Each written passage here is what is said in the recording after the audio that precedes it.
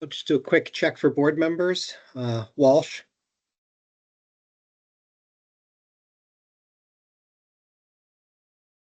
Member Walsh, are you back? He's there, but he's Holm? muted. Okay. I heard Merman. Holmes? Yep. Lunge?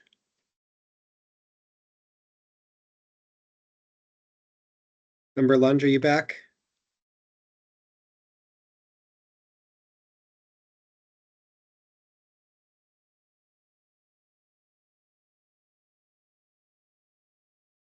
Marissa, are you back? Yes. Okay. All right, and I see Dr. Hamre. We'll resume the Care Board's hearing of September 18th. Dr. Hamre, back to you. Thank you, sir. Thank you for the break.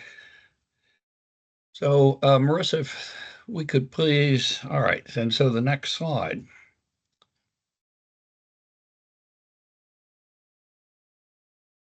Yep.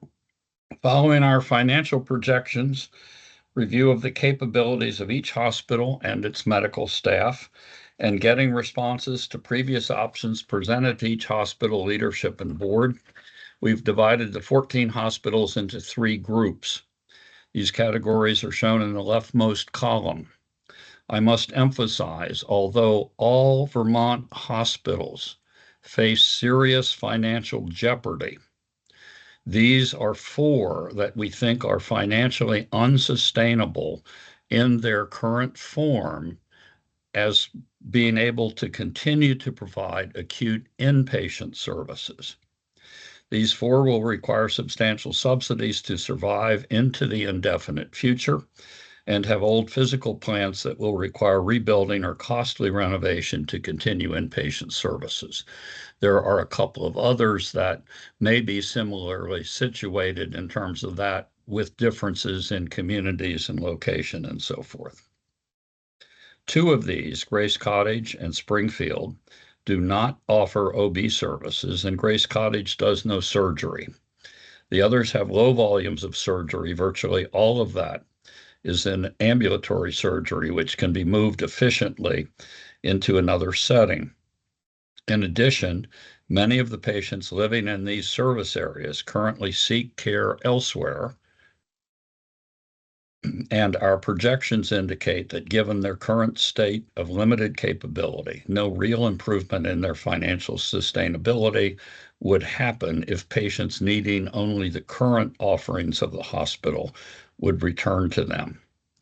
Importantly, all have nearby hospitals that have more capability and the capacity to absorb the small acute inpatient volumes provided by these facilities. I would note that each member of the staff of these facilities can be successfully employed to deliver other health-related services in a repurposed facility or to deliver other necessary care in their community.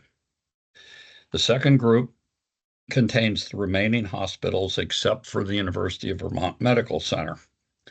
These hospitals also face serious financial headwinds, but we think have the capacity to improve their financial status through a combination of increased patient volumes and/or increased outpatient surgical volumes and aggressive cost reduction, cost control efforts.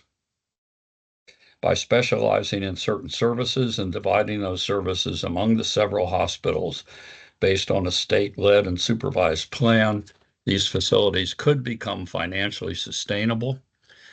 As I said, if the changes are accompanied by major changes in payments, these payments would need to level the playing field and then make the costs of receiving care at each place very clear.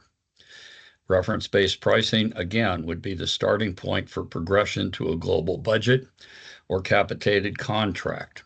None of this could be optional. Everybody would need to play, or the system would likely be no more effective than your current one. The hospitals in this group can be further divided into those that are independent and those that are part of a larger health system. For the latter group, their future will largely be in the hands of their parent organization. The third category contains the state's only academic health center. The University of Vermont Medical Center and its affiliated health system is the major driver of commercial insurance rates in Vermont. The costs of this system relative to benchmarks are high based on several previous analytics. We'll discuss this later. Their current commercial pricing structure is also driving a substantial proportion of Vermont's prices of healthcare and therefore of commercial insurance premiums. These costs continue to escalate and are no longer sustainable. It will call for a total reconsideration of the types of services UVMC offers and the support it provides for all non-patient care services, including research and education. Next slide.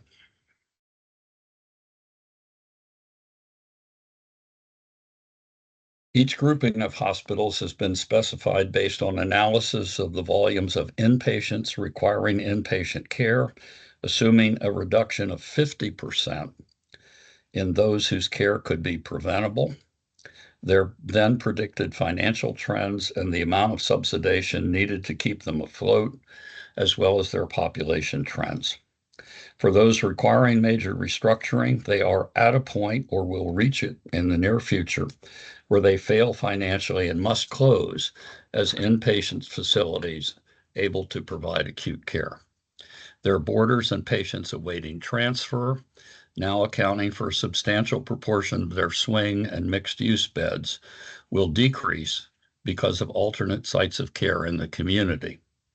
Their facility and staff, as I noted, can be repurposed and employed in the community to meet needs. Other hospitals may be sustainable if cost reductions for non-clinical services can be reduced and appropriate volumes of selected specialty services can be increased. Most of the new patient volumes will likely be cared for on an outpatient basis, and the charges for those will need to be tightly controlled. We have discussed UVM. In brief, we are recommending they get support from an outside group to aggressively cut costs, as testimony before this board suggests they have been unsuccessful doing this internally. A major challenge for them is to choose among their many subspecialty programs and select those which are not economically and or clinically sustainable as inpatient or, in many cases, outpatient services. For each of these, they will need to identify other places where patients and family can get those services and, if possible, receive local follow-up with telehealth or other services. The number of patients seen by their clinicians, as we'll show in a while, is low and needs to be increased. As this happens, the charges for their outpatient services will need to be reduced to offset volume increases. Next slide. The poor financial health of the at-risk hospitals is expected to continue because of the loss of their patients to other facilities and because of their limited capacity to care for their current population. Because of their small size, they have very limited ability to reduce their costs and lack economies of scale. Next slide. We have suggested to each of these hospitals one or more of the three options shown to enable them to provide most of their current services to the community when finances force them to close. We will discuss their individual responses and our final recommendations in a few minutes. The first option would be to convert to the status of a rural emergency hospital. This is a new federal designation that allows support of a freestanding emergency room with minimal staffing and 2 observation beds capable of holding patients for an average maximum of 24 hours. It requires a transfer agreement with a level 1 or level 2 trauma center and the ability of that trauma center to accept the patient. That does not exist currently and means to get the patient in a timely way from a critical a rural emergency hospital to the only level one, either one of the level one trauma centers is problematic. There are no level two trauma centers in Vermont, and an additional one should be considered.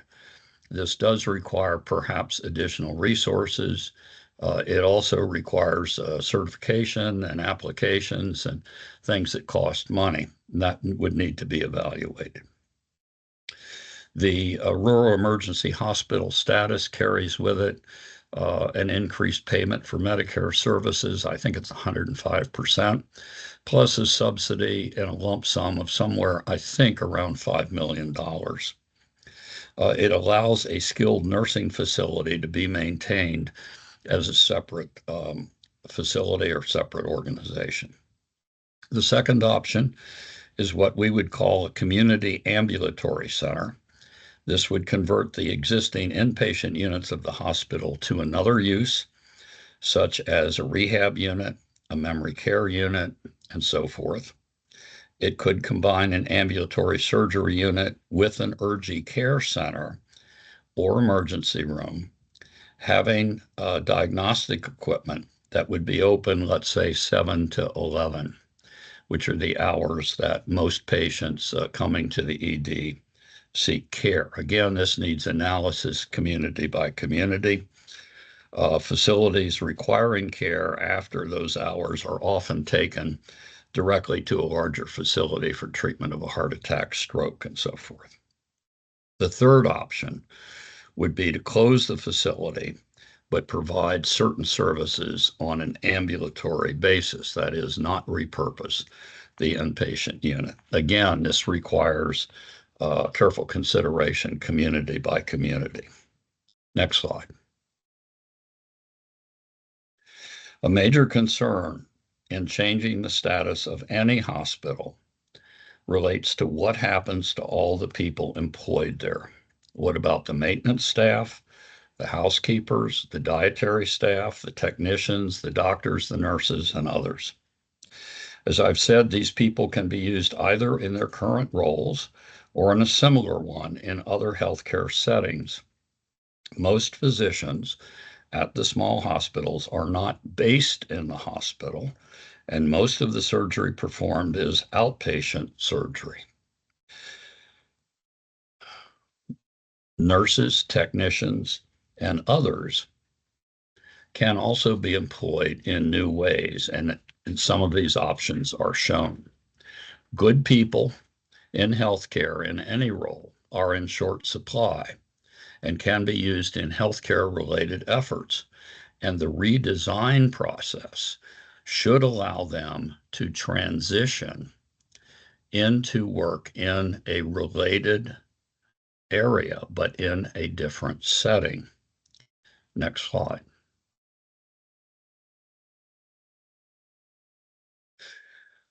I have stressed in all my presentations to the communities that Vermont cannot afford a disaster that can readily be foreseen to go unplanned for.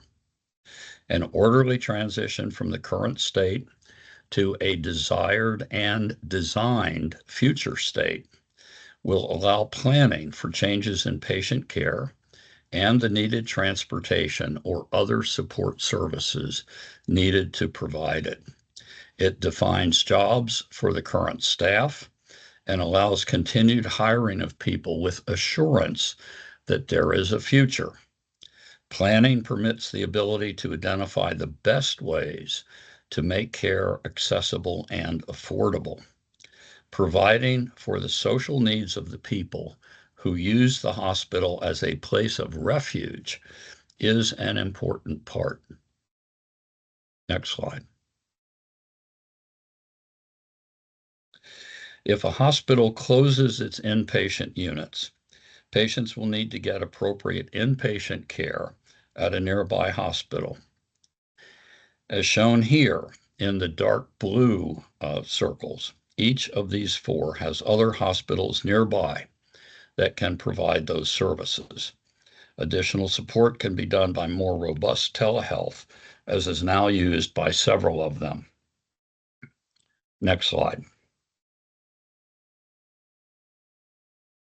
A logical consequence of hospital closures and a way to group larger populations to provide the volumes of patients needed to support specialty services will be to combine the current hospital service areas of those hospitals with nearby HSAs.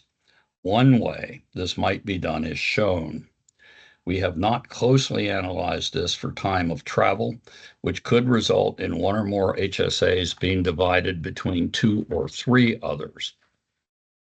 For example, we have not shown the possibility of dividing the White River Junction HSA between St. Johnsbury and Brattleboro, leaving only a small area for Mount Ascutney, as they have a very small volume of acute inpatients, less than 150 in 2022, and most patients from their immediate area go to Dartmouth-Hitchcock. Next slide. Other hospitals that have more diverse medical staffs, are larger, or are part of a health system, again, may be more sustainable if they are able to control their costs and grow some additional services by becoming a center of excellence in one or more areas. These services will need to care for the inpatient volumes, which are small, from other hospitals which would be forced to close. These volumes will be low. They will need to provide services at lower cost than the large academic medical centers, and in some cases for less than they do now. They will need to add or expand some services to care for a larger community and service area. In some areas, for a couple, this could require giving up their status as a critical access hospital and expanding inpatient capacity. Do not anticipate much of that. Each of the organizations also need to move much of their care to the community setting. They will need to discontinue any of the low volume procedures they are doing, both to permit reallocation of resources to other endeavors and to focus on services where they can do enough volume to maintain clinical excellence and proficiency. The things they must do now to prepare for the needed changes are to participate actively in the AHS-led planning process and to actively move care into the home and community out of their ED and inpatient wards. They must also continue to increase their joint efforts with other hospitals to identify and rapidly implement ways to reduce all costs needed to provide care, emphasizing non-patient facing areas. Next slide. Vermonters report long delays in getting appointments to see physicians in all specialties and in many areas in primary care. We did a survey 3 years ago, which showed this same issue. The Green Mountain Care Board requires hospitals to report the work effort of their employed physicians and advanced practitioners on an annual basis. This slide shows the work effort reported by 10 hospitals during this year's budget hearings. These are not all from the most recent year. Some are from 2023, some are from 2022, and they do not use the same national surveys. 2 hospitals did not submit data, and 1 submitted numbers without comparators. This is something that the board needs to insist on, and insist on a common set of metrics. Most have a large proportion of physicians working at levels significantly below their peers in the same specialties nationally. There are many reasons that could be causing this to occur. There may not be enough staff to assist the provider in getting patients into and out of the exam room, draw blood, and do other things. They may be spending a lot of time administratively or fighting with the computer and so forth. A worrisome possibility is that there may not be enough patients in their area who require the specialty care they provide, or that provide their specialty care to needed and are not available. We have not had the opportunity to examine each of these possibilities, but each is fixable, and the realignment of care into regionalized centers of excellence will be an important way to address these challenges. Next slide. The University of Vermont Medical Center is the largest single employer of physicians in the state. They employ 46% of all doctors. The number is higher if you include the 2 other Vermont hospitals in their network. As I've noted, they also account for 56% of total commercial insurance spend in the state. Most of their physicians are specialists, and so the level of clinical work done at UVM is a major factor in determining the timeliness of Vermont's access to specialty care. At first pass, note that 1/3 of the FTE physician employees are not doing any direct patient care. The survey used by UVM counts bedside teaching for students, residents, and fellows as part of clinical patient care. Therefore, this 1/3 of physicians are administrating, conducting research, or doing classroom teaching. The needs for these services must be critically re-examined, given the shortage of physicians nationally and in Vermont.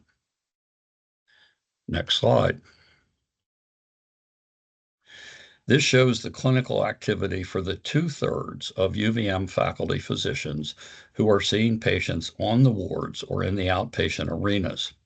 75% are working below the 50th percentile of their specialty or subspecialty nationally, and half are below the 30th percentile.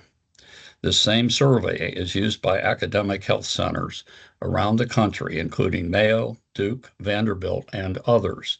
So it does adequately measure the clinical work of academic physicians. As I've noted before, many factors affect this measurement, including paperwork, computer support, and support staff issues. Some of these are being addressed, but this must be fixed quickly, and the board should use its power to address this. Next slide.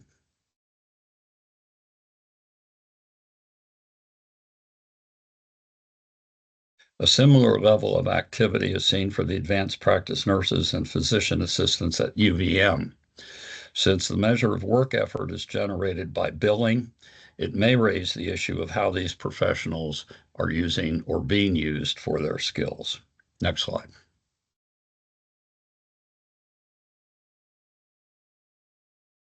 To summarize, every hospital in Vermont needs to accelerate efforts to increase access to health services by expanding rural programs, increasing the use and availability of telehealth services, and targeting high needs individuals with specialized support services. Pardon me. They need to increase efforts to manage costs, and they must engage in planning and implementation of those plans for the future.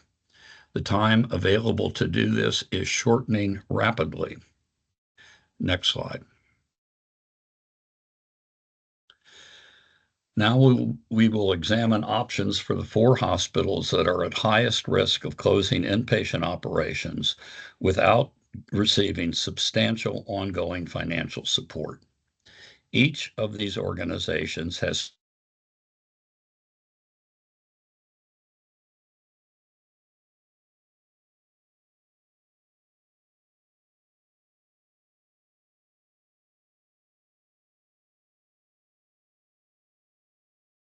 finding with them and their boards. We have also evaluated whether their current capabilities would allow them to support inpatient operations. Most of their care currently is provided to outpatients, whether in ambulatory surgery, the emergency department, or related outpatient clinics. There are a small number of patients needing acute care services as inpatients because most are currently transferred from the ED to other centers. The rest of the inpatients require a different level of care that may be at a nursing facility or rehabilitation level. Many of these are boarding, that is, awaiting transfer to another facility or an arrangement to go home. Next slide. We consider these four to be financially unsustainable and in need of major restructuring if care is to continue to be provided in their community. The reasons are listed. They have minimal opportunity to grow business and a poor financial position, which will require substantial subsidies to remain open. They have physical plants generally that are old and need to be replaced or are expensive to maintain. They have low volumes of patients requiring their current inpatient services, and there are other hospitals near that can provide the same services. These hospitals are shown, and we will now discuss each in detail. Next slide. We have set the format for discussion of each hospital and most of the remaining ones as 3 slides. The first shows the current situation and financials for each hospital as of 2022 and 2023, the most recent data we had available. The next slide would show the options we presented to the board and leadership and would represent, where possible, the choices which they expressed. And the third would be our final set of options for the hospital based on hospital feedback, community feedback, and subsequent analysis. The current situation shown here for Gifford Medical Center is that their population in their service area is about 14,000 people, the smallest of any service area in the state. This is forecasted to decline by 16% through 2040. 1/4 of their ED visits could be prevented by access to community-based health services. They are currently seeing 14 patients per day in the ED and admitting an average of 2 patients per day.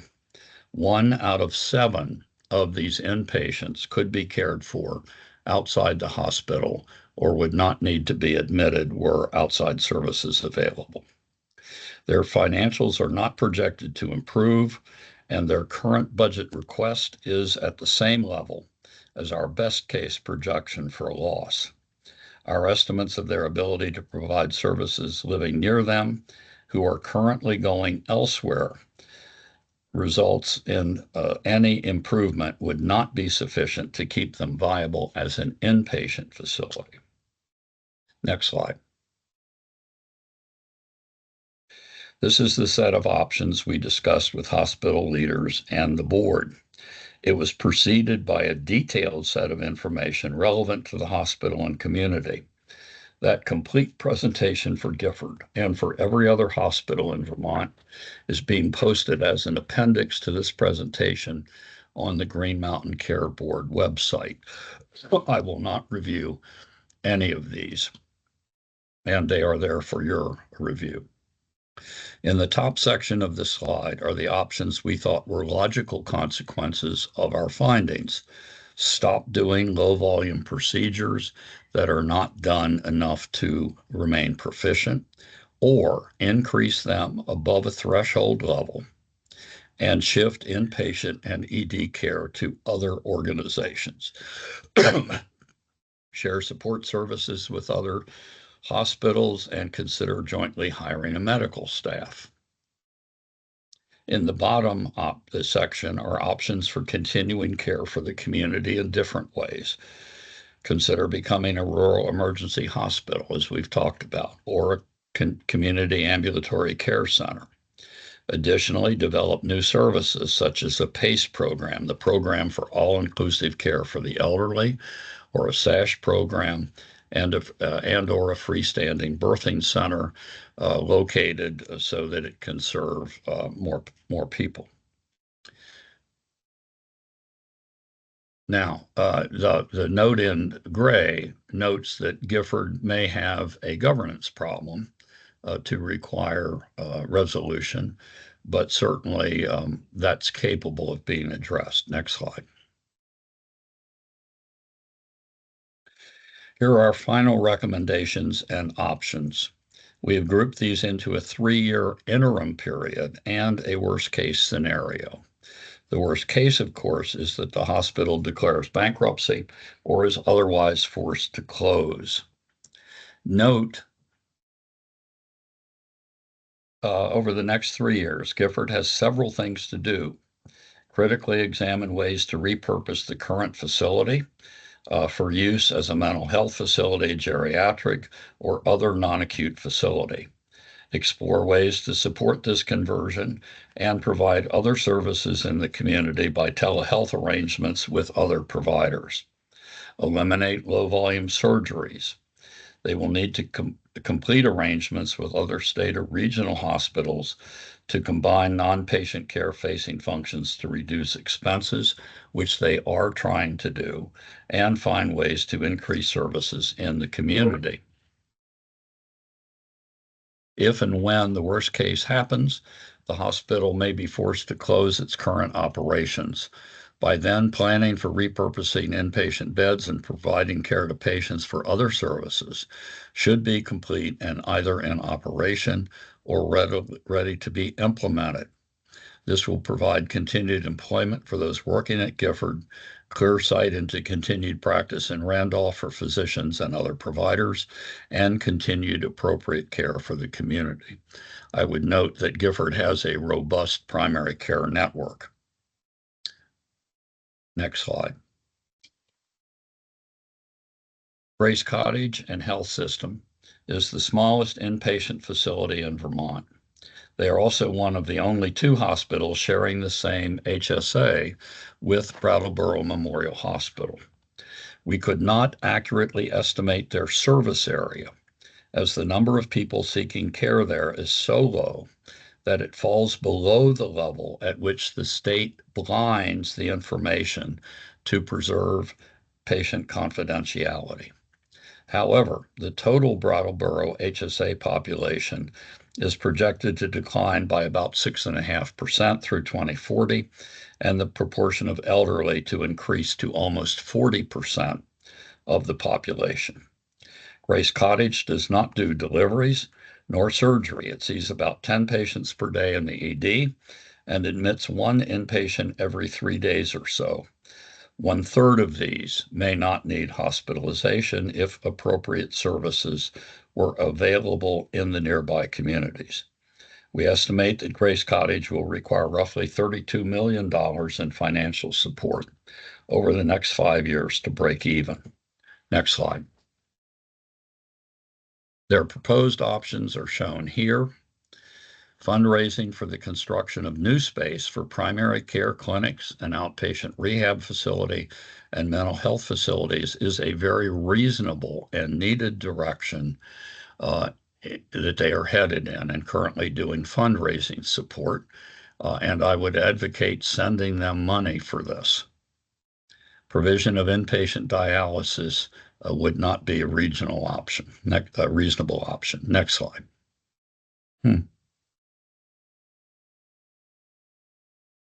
Sorry, this is what they proposed. So didn't ask you to change the slide. So they are constructing space. They are planning to expand. The ability to do dialysis is probably not reasonable for them. They are discussing some additional support means which would support either inpatient or ambulatory operations.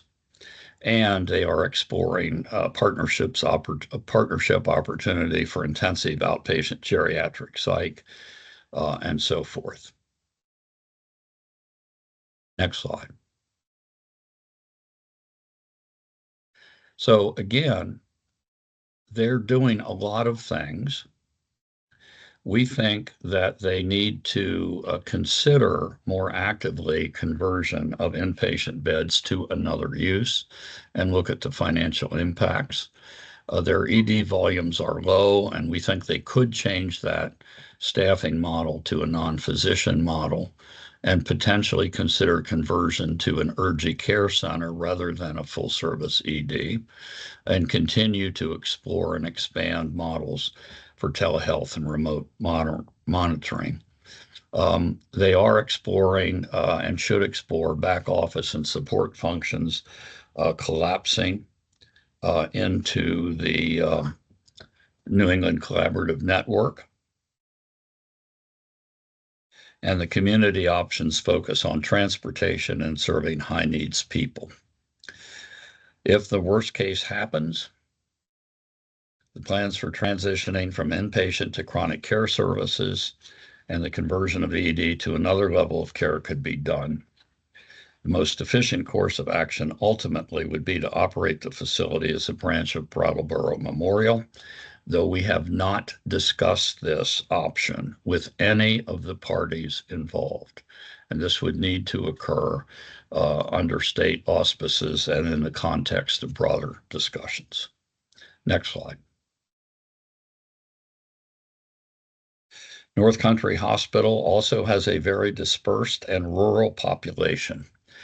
The hospital service area currently has about 27,000 people and is projected to decline about 4%, while reaching a proportion of 36% of the population over the age of 65 by 2040. They are currently seeing roughly 30 ED visits per day, of which over 1/3 could be seen by primary care providers or other community-based services. They admit 2 to 3 patients per day, and 1 of 7 of these would be potentially preventable or avoidable. OB and volumes for some procedures are low. We project that even under a modest 5% growth in expenses, they will require support of $69 million plus over the next 5 years from commercial premium increases. We could not show an expected benefit from bringing more patients back to the hospital for currently available services. Next slide. We presented a draconian set of options to hospital leadership and the board in June. Next slide. North Country Hospital proposed the following set of options. They had already decided to stop doing orthopedic joint replacements and to minimize their low volume surgery. They have recently recruited 3 primary care physicians to the community, which is great. They have decided to continue with obstetrics with their protocols in place that determine which women to send elsewhere for delivery. They have also embarked on several cost reduction efforts with Northeastern Vermont Regional Hospital in St. Johnsbury and currently share the services of some specialty physicians with them. Next slide. Our final recommendations and options are shown. During the next 3 years, North Country needs to plan for and implement changes to its ED staffing model, examine options for transitioning from an acute inpatient to a chronic care or mental health facility, and identify other sites for pregnant women to have their children as their volumes continue to drop. The cross-hospital programs need to be further explored and rapidly implemented if practical. Community-based care needs to be further enhanced with mobile clinics and telehealth delivered to rural areas. When the worst case happens, the hospital will be ready for transitioning its inpatient units and to convert its status. We are not sure that status as a rural emergency hospital will provide them an advantage, but it should be carefully explored. To reduce costs dramatically, the hospital could work as an outpatient unit of Northeastern Vermont Regional Hospital.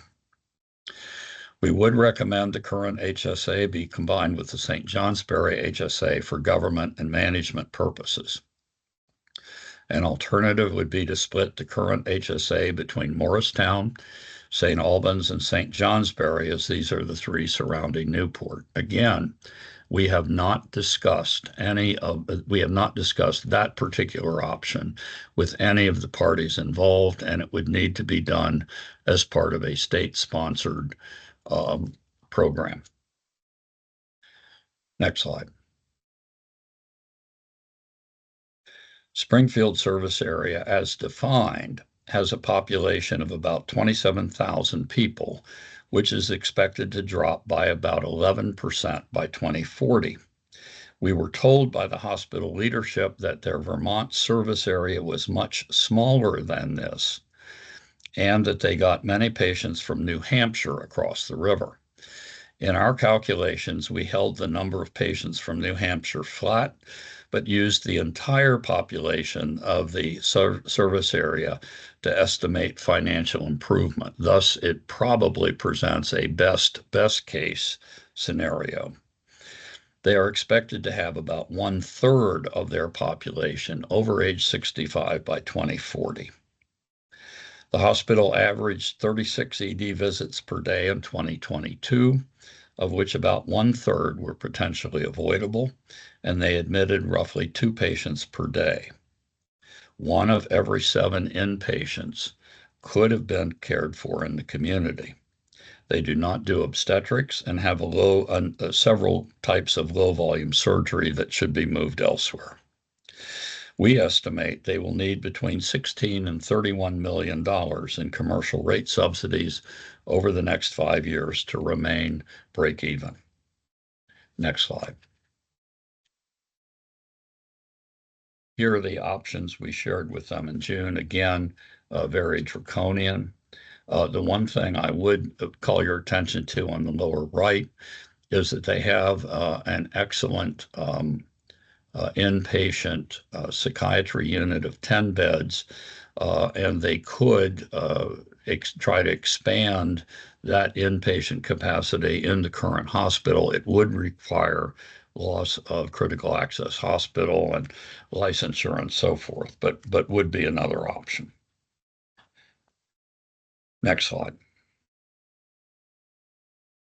These are the options they proposed. Springfield has a plan for aggressively growing its medical staff and patient volumes.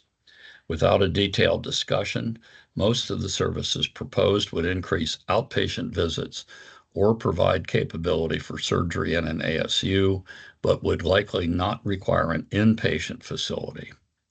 These plans will have 2 to 3 years to bear fruit before financial pressures become irresistible. Next slide.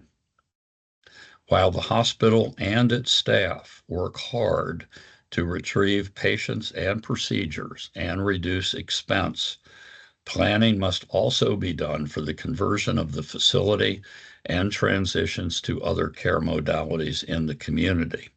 As I noted, inpatient beds could be used to supplement Springfield's current mental health beds at the Wyndham Center or for another purpose. All cross-hospital support options should be considered and done if possible. Given the closeness of Springfield to Grace Cottage and Brattleboro, joint support of a care-at-home model should be explored, as well as joint outpatient and community services. In the worst-case scenario, the inpatient wards would be repurposed and the hospital potentially converted to rural emergency hospital status. Should this not be a financially viable option, they could operate as a unit of Brattleboro Memorial Hospital. Again, this option has not been discussed with either party and would need to occur within the planning process and under the auspices of AHS and the Green Mountain Board and potentially others. We would recommend this HSA be then entirely subsumed into Brattleboro. Next slide. We will now turn to 8 of the 9 remaining hospitals.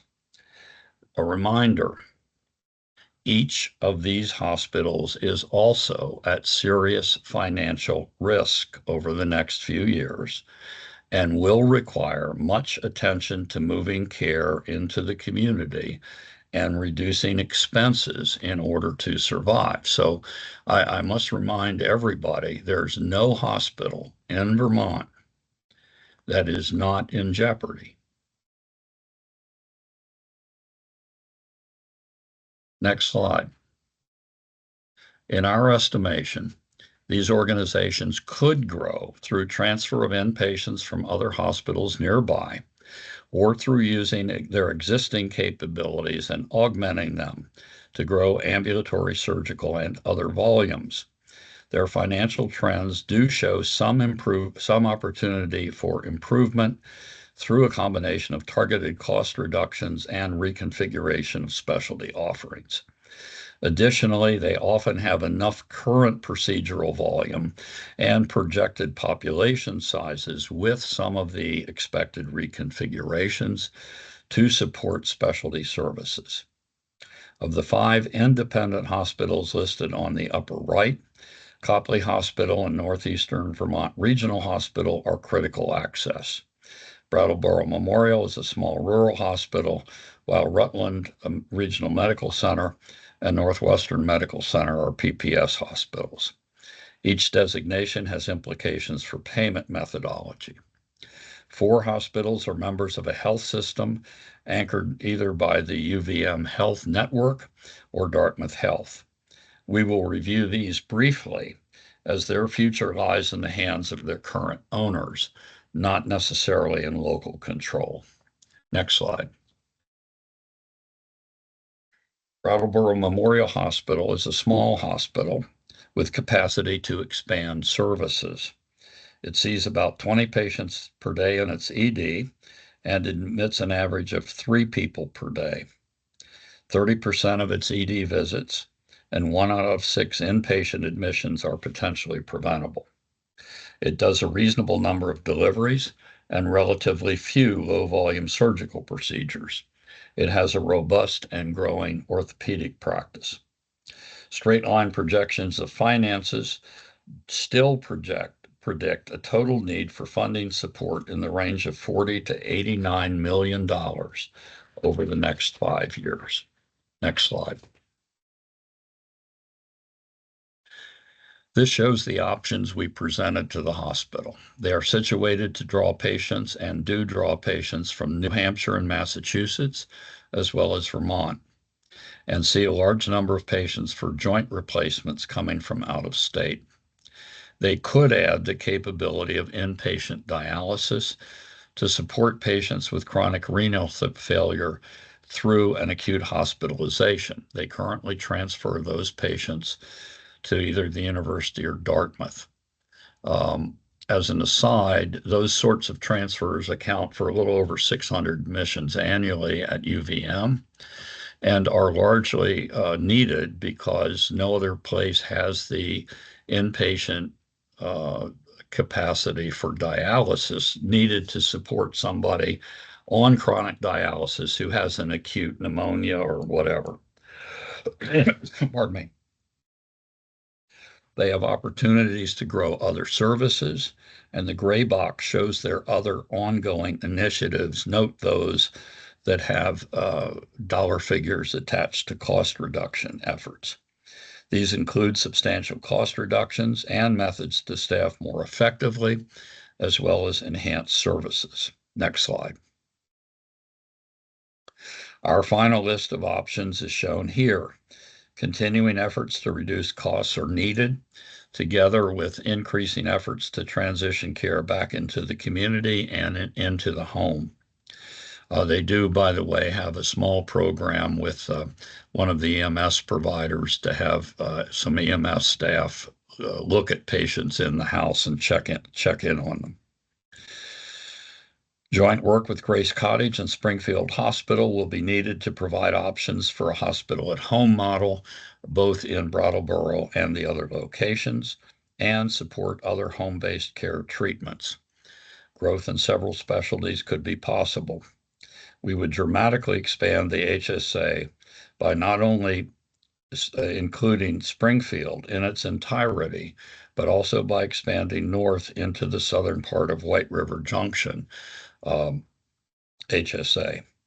Clearly, should these options not support continued operation of inpatient facilities, other options would need to be taken. So this is like a number of the hospitals to follow. It will require continual and ongoing monitoring by the board, not simply once a year, so that the effects of changes can be anticipated, and that will require staff and dollar support. Next slide. Copley Hospital sees about 24 patients per day on its ED and admits about 3 patients per day. 1/3 of its ED visits and 1/5 of its admissions could potentially be avoided with better access to primary care and community-based services. The Morrisville HSA has 24,000 people and is the second smallest in Vermont. Its population is projected to remain flat, while the elderly proportion grows to about 30% of the total. They do a modestly low volume of OB, but lose a substantial number of normal deliveries to UVM. And those are recapturable with additional locations for access. They have a robust total joint program and do a small volume of low volume surgeries, which should be moved elsewhere. We do forecast that without continuing cost reduction and volume growth in certain areas, they will require between $24 and $50 million of support from increased commercial revenue over the next 5 years. Next slide. We discussed these options with Copley Hospital.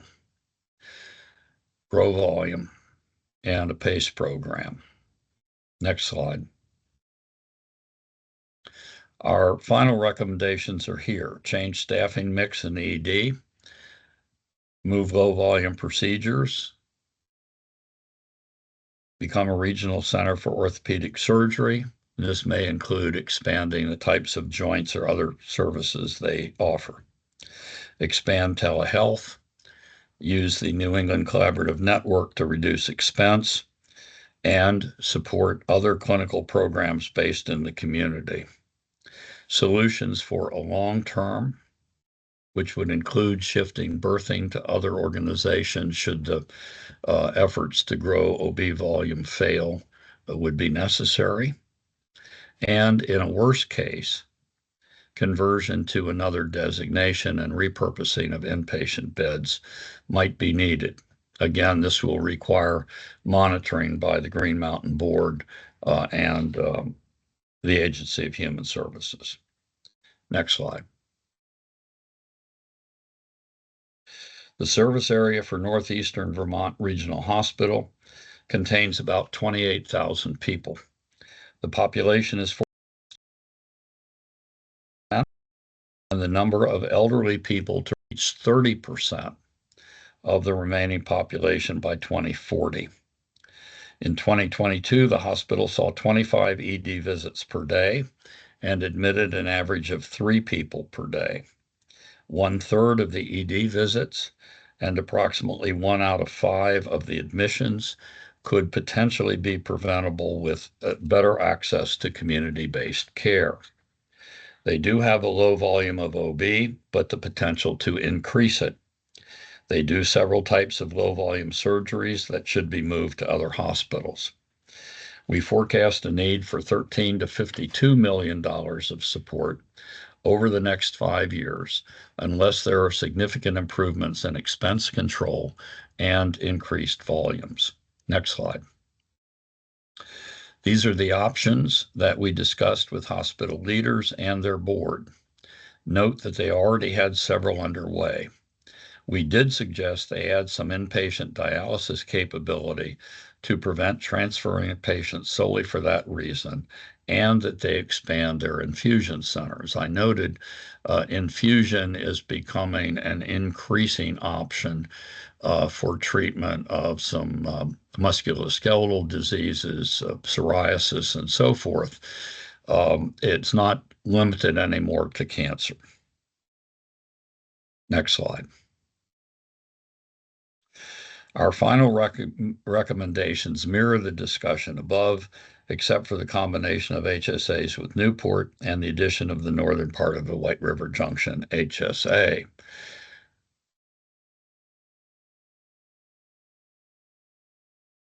Next slide.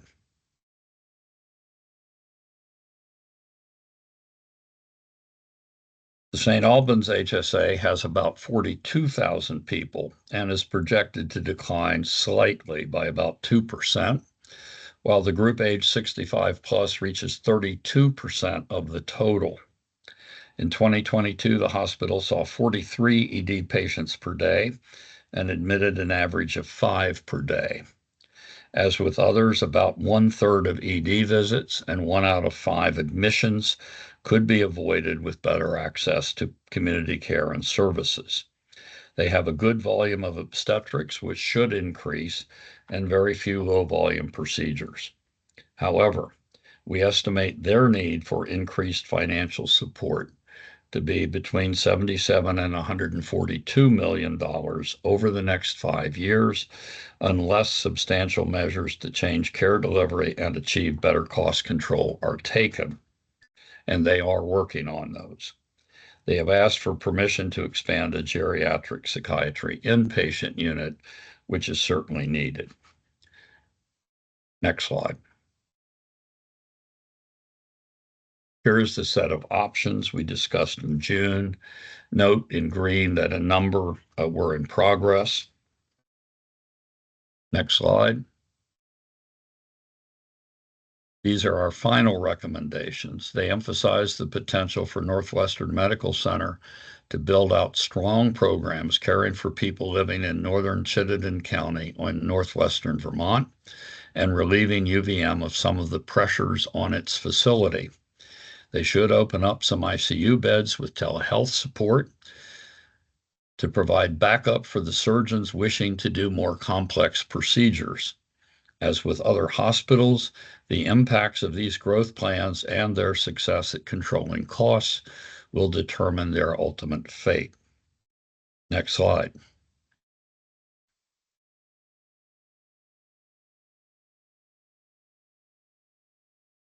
Rutland Regional Medical Center has a service area comprising 59,000 people, and it is projected to shrink by 10% to about 53,000 people by 2040, with the elderly accounting for 36% of the total population at that time. In 2022, they saw an average of 50 patients per day in the ED and admitted an average of 12 inpatients. As with others, 1/4 of ED visits and about 1 out of 7 admissions could be potentially preventable with better community services. They have a good volume of deliveries and perform few low-volume procedures. In fiscal 2023, their operating margin was healthy, and they had a budget overage. Our straight line projections give an estimate of cost growth requiring support from commercial insurance of between $44 and $206 million over the next 5 years.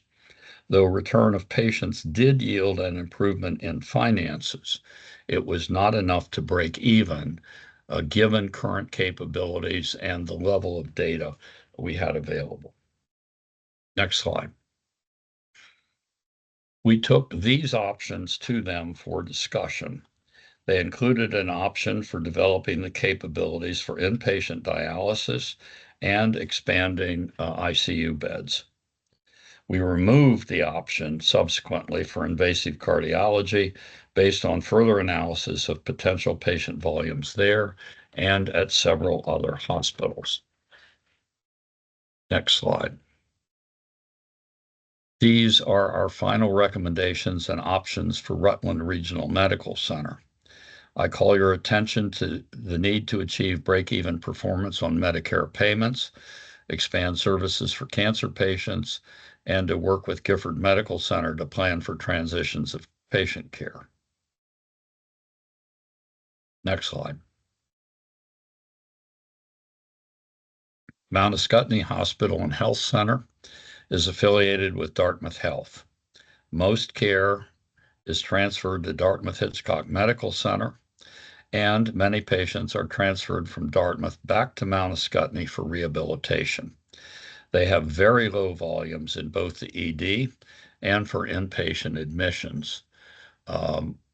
Basically, one admission every other day for inpatient, and almost over a quarter are preventable, and about 10 ED visits a day, of which over a third would be potentially preventable. We estimate they would require between $1 and $20 million in support. Note that Dartmouth is moving, I believe, 5 ophthalmologists to do outpatient eye surgery to Mount Ascutney, and may move other services later, which would alter these projections somewhat. Next slide. These are the options we discussed. Consider converting the emergency room to an urgent care center, for example. Note they are sharing back office functions and will be in the process of installing a common electronic medical record with Dartmouth Epic in the near term. Next slide. Here is our final set of options for them. At the end of the day, Dartmouth Health will decide the future of this hospital. Next slide. Southwestern Vermont Medical Center is another affiliate of Dartmouth Health. The Bennington HSA has a population of about 39,000, which is projected to decrease by 20% in 2040, while the proportion of elderly increases to 35%. In 2022, they saw just over 22,000 ED visits, of which 25% were potentially avoidable, and admitted an average of 4 to 5 patients a day, with about 1 out of 5 of those being potentially preventable. They do a reasonable volume of deliveries, including many from New York State. They do have some low volume surgeries to be sent elsewhere. Our estimate for required future financial support ranges from $83 to $175 million and needed increased commercial revenue over the next 5 years. Next slide. This shows the options we discussed in June. Note the extensive program development in gray with Dartmouth Health and their ability to leverage that affiliation. And again, we removed, but I think they are still discussing with Dartmouth an option for cardiac diagnostic facilities, potentially with interventional capability. And clearly that will need analysis by the board and assessment. Next slide.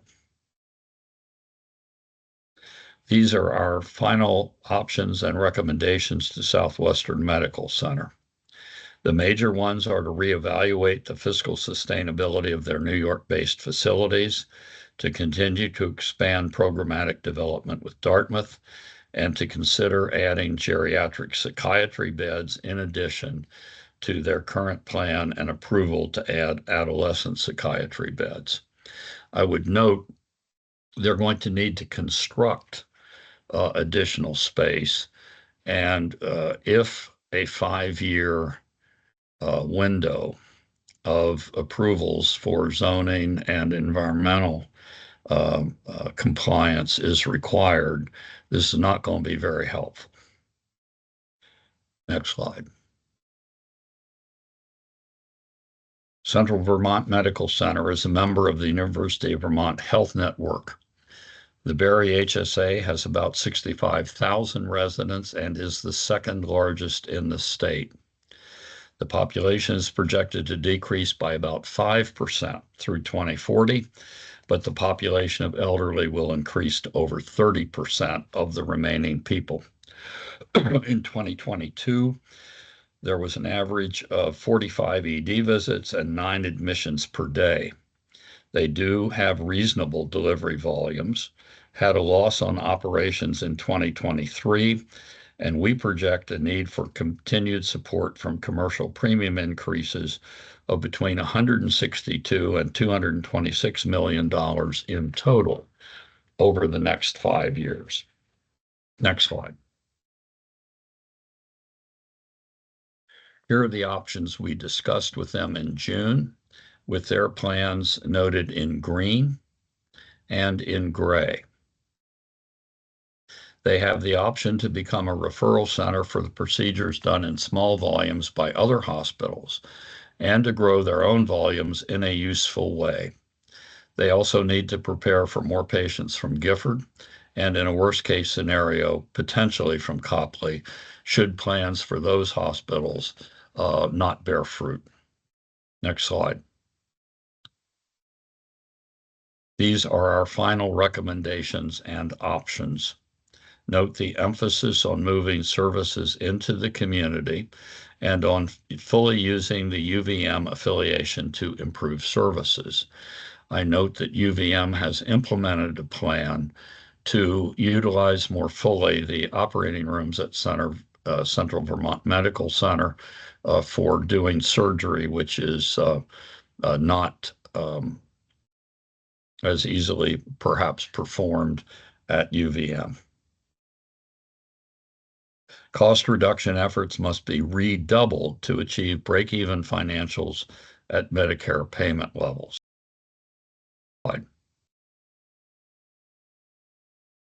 Porter Medical Center is the other affiliate of the University of Vermont Health Network. The Middlebury Hospital Service Area has a population of 31,000 and is projected to decline modestly by about 3% into 2040, with the elderly becoming about a third of the total in that year. In 2022, they saw an average of 33 ED visits per day and admitted an average of 2 to 3 inpatients. About 1/3 of ED visits and 1 out of 6 admissions were potentially preventable. They have sufficient numbers of deliveries and do relatively few low-volume procedures. They were fiscally sound in 2023 and, in fact, are the only hospital in the state. We project to remain with a positive bottom line at a 5% annual expense growth. At 7% annual expense growth, they become slightly negative. We estimate a need for no more than $11 million of commercial revenue increase over the next 5 years if they are able to constrain cost growth to 5% per year. Next slide. Here are the options we discussed with them in June, and note that they were working on a number of them. Next slide. Our recommendations and options are shown here. They're similar to others. Next slide. We'll now turn to the University of Vermont Medical Center. Next slide. As we've noted, the University of Vermont Medical Center is the state's largest provider of hospital and medical services, employs almost half the state's physicians, and drives a significant portion of the state's commercial insurance expenses. Its cost structure is high based on the analyses of several other consultants. We did not repeat any of those analyses. Next slide. The Burlington service area is the largest in the state, with a population of about 189,000, or roughly 30% of the state's total. It is the only area in the state projected to grow through 2040, with an increase of about 11%, reaching a total then constituting 34% of the state population. This growth occurs largely among people less than 64 years old, and the number of elderly people increases by 75% to almost 50,000 by 2040. UVM has a large number of ED visits and hospital admissions. 10 to 27% of ED visits are potentially preventable, depending on the criteria used. The criteria applied by the Vermont Association of Hospital and Health Systems, and which was used for all other hospitals, yields the 27% number. About 13% of total admissions could be avoided if adequate access to care in the community was available. It is noteworthy that patients waiting to be sent elsewhere, boarders, occupied an average of 22 inpatient beds every day in 2022. They do over 4,000 deliveries a year. Most are normal births, and most from Chittenden County. However, there are many women delivering babies at UVM whose needs could be met closer to home. There are a number of low-volume surgical procedures done at UVM that occur because it is the court of last resort.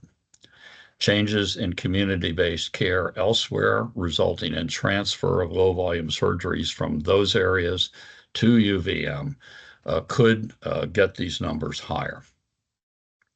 As we've previously shown, our estimates are that UVM will require increased commercial premium support of up to or over $1.2 billion over the next 5 years. Returning patients to them made a small difference in their financial position. Next slide. Here are the initial options and recommendations discussed with the hospital's leadership and boards. There are multiple options to make care accessible, such as improving helicopter transport, accepting patients from Vermont hospitals routinely, and improving EMS transport capability between hospitals. There are also suggestions for reducing expenses, reviewing the need for and eliminating services that are not economically sustainable because they are too specialized to be supported by the state's population, or which do not have enough volume to maintain quality and safety standards. We have also suggested movement of care into the home and the community, as well as the potential for rotating some trainees from the university hospital into rural areas for part of their training. Next slide. This slide and the next two contain a set of recommendations for UVMMC and its affiliated medical school and the boards of the UVM Health Network and Medical Center to take action on now.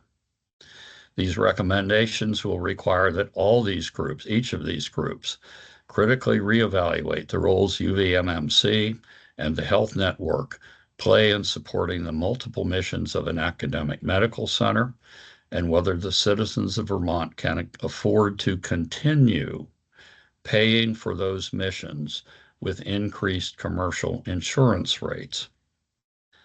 We think UVM and the network require the involvement of external consultants to achieve the goal of achieving expenses below the Medicare payment threshold for their services. This will be the goal for their affiliated hospitals and other hospitals in the state as well. This will require a restructuring of their administrative activities and a realignment of the work for the physicians employed there. All factors contributing to the cost of care within their system will need to be examined and changed when appropriate. Standardization of treatments, drugs, instrument packs, respirator weaning protocols, and elimination of all variation in care not required by a specific patient need should result in a cost savings of 10 to 20% from clinical activities. As I've said, the evaluation of all programs serving small numbers of patients with a view to eliminating programs where there is not enough need to support the services is required. Alternative sources of care and follow-up for these patients will need to be identified. Dr. Hammer, do you mind if I interrupt for 1 minute? Yep. I see Miss Breedice from our staff has her hand up. Yes. Miss Breedice, did you have anything? Oh, maybe you hit the button by mistake. Well, that's fine. I'll pause here anyway. So I think we have 2 more slides before we go to the next section. Yes. I'll have you finish those, and then the VAS wanted to make a statement, but they have some other things scheduled this afternoon. So when you finish this, There's turn to a A link? yeah. Did we get sent a link? No, Kim sent it to me. sorry, Um, Mr. Johnston, can you mute, please? All right. Okay, so Dr. Hamry, I'll have you finish these 2, and if Mr. Del Trecco is available, he wanted to be able to make a public comment. So I'll turn to him when you're done, and then we'll take a break. Great, thank you. Transportation of low acuity patients from the UVM emergency room directly to another hospital for admission should be evaluated as a way to move patients to care at a lower intensity and lower cost facility. This is done elsewhere as a necessary part of population health-based cost management. The clinical usefulness of any population-based program management must be questioned, as Vermont does not currently have a large population under management. The ROI for any current efforts should be expressed and shown to the Green Mountain Care Board. Next slide. We have discussed the need for dramatic improvements in physician productivity and for redirecting physician effort from administrative to clinical tasks. This could also improve the level of support for telehealth programs and reduce their costs. Next slide. Here are a number of questions for the boards of the medical center and the network to ask concerning whether the level of support given to the College of Medicine and the graduate medical education programs is delivering on the mission of the network in an efficient, cost-effective way.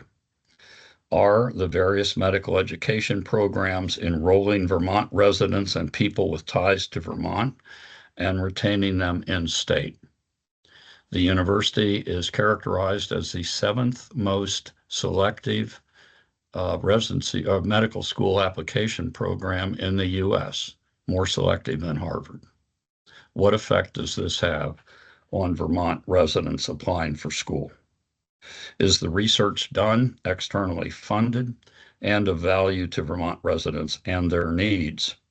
The funds used for both these purposes come largely from clinical dollars generated by patient care, and most of those dollars are from commercial insurance premiums.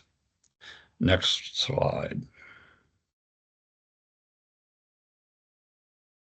Sorry, Bruce, am I on the right slide? I may have missed one. I think you are. We need one more. Okay, so I think, Mr. Chairman, this is where you wanted to stop for comment. Yeah, why don't we do that, and then we'll take a quick break. Mr. Del Trecco or Representative Vaz, are you available for your comment? Chair Foster, I am, and I appreciate you pausing here. We have quite a busy day with the board meeting and such. So thanks for allowing me to jump in the middle. I didn't want to interrupt the flow of the presentation, but thank you. There's a lot to unpack here, and I think that Dr. Hamry has covered a lot of ground, and I just wanted to point out a couple of things and how we're thinking about this as we move forward.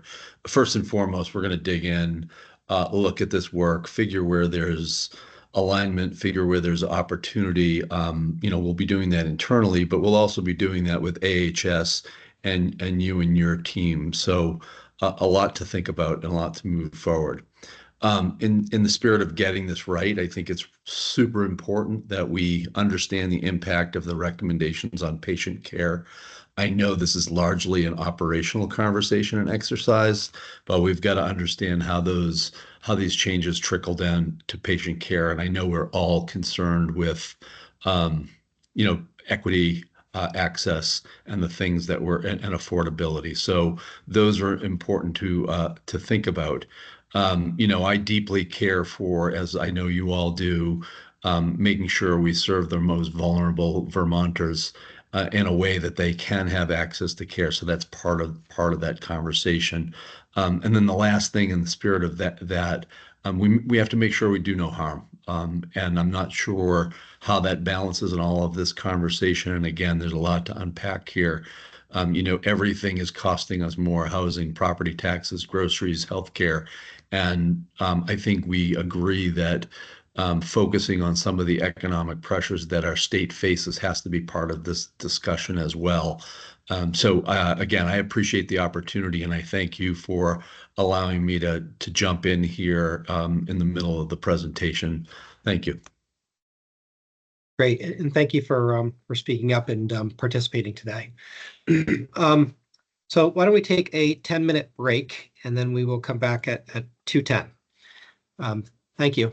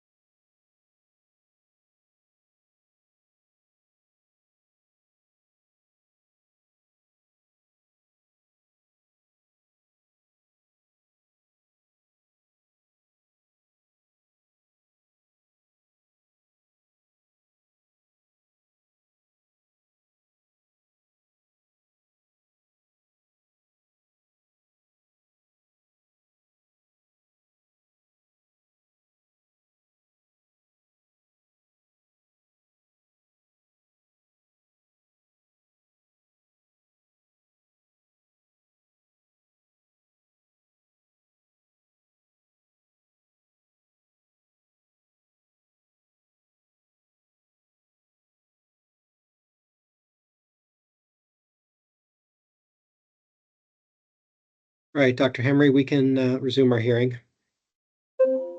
Thank you, sir. We're close to the end.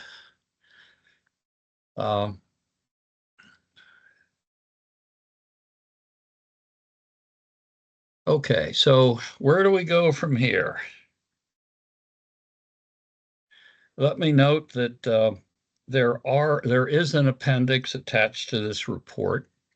It has a number of case examples of places doing some of the things that we have recommended to you, what their impacts have been, and what their importance to the efforts in Vermont will be. I don't have time to review these, but you should take the opportunity to review them. Next slide. The next steps will be led by the Vermont Agency of Human Services. And I understand Mr. Brendan Krause, the newly appointed Director of Healthcare Reform, will lead those. So congratulations.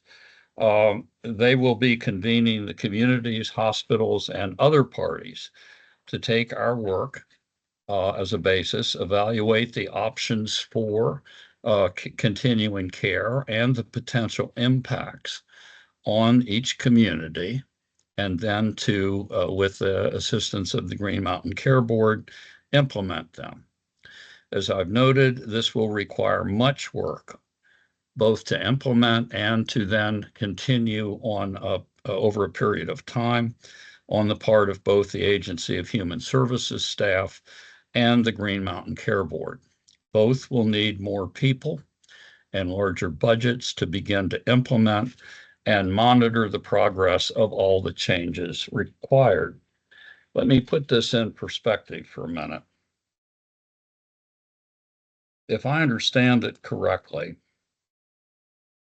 the total budget for the state of Vermont in 2022 is around $8 billion.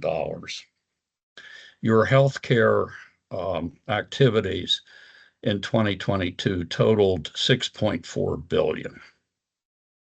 For the state, you have not only an auditor and a Department of Financial Regulation and a number of staff devoted to managing the budgets of the various agencies for that amount. The Green Mountain Care Board and the Agency of Human Services are expected to manage, in effect, a budget of about $6.4 billion with a small staff. And we're saying that that work effort is going to have to increase.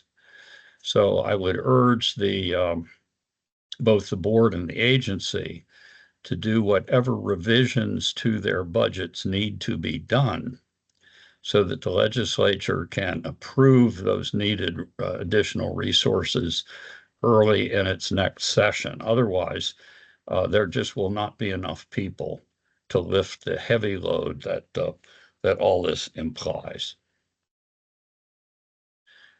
Next slide. So here's an oversimplified timeline for the transformation.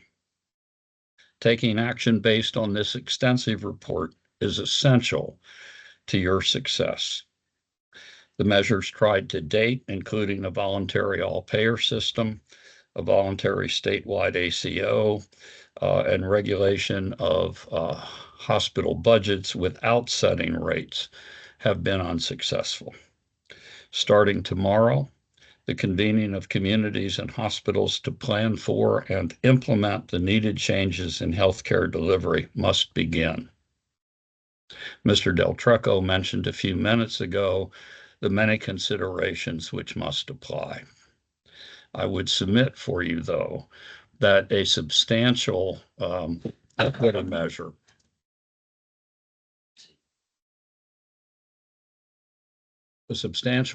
measure is the ability to seek and receive affordable care.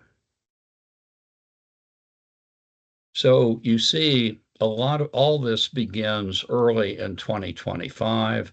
Some of it, for example, building low-income housing and making other housing possible, aligning the budget at AHS to coordinate services and spread those through the community, improving internet access and so forth, continue for some period of time. The transformation efforts themselves, while they will begin early and hopefully show impact as they need to within the first 2 years, will necessarily continue over time and be modified according to their demonstrated impact in the community. So this is not a process like building a bridge where you do it once, you're able to take every possible thing into effect, and it's there for 50 years. This will be an ongoing process, and hence will need staff. Next slide. So here is one proposed methodology. There are others, but a series of community-based task forces to engage in co-creation of transformation solutions, many of which I think we've identified, but there are clearly others that would be pertinent to each community and their surrounding communities. So this would involve multiple stakeholders, including affected members of the communities. And I would recommend ongoing presence of one or more legislators. Again, this is not quite the sort of thing that is going to be supervised based on a report once a year, and sometimes one that says, well, we haven't had much luck. I mean, you just can't afford inaction. Those groups will need to identify priority initiatives. I think we've listed some here and discussed these. They could be done in short sessions that are then implemented rather than a series of monthly or other sort of discussion groups. And we would recommend frequent meetings, probably every 2 weeks for the first year or so, because there is a lot of momentum, not only to continue, but additional momentum to attain and maintain. And certainly one would hope that a number of these things could be at least far enough along that they could be incorporated into the next planning cycle, both for hospital budgets and certainly for the various state agencies. Next slide.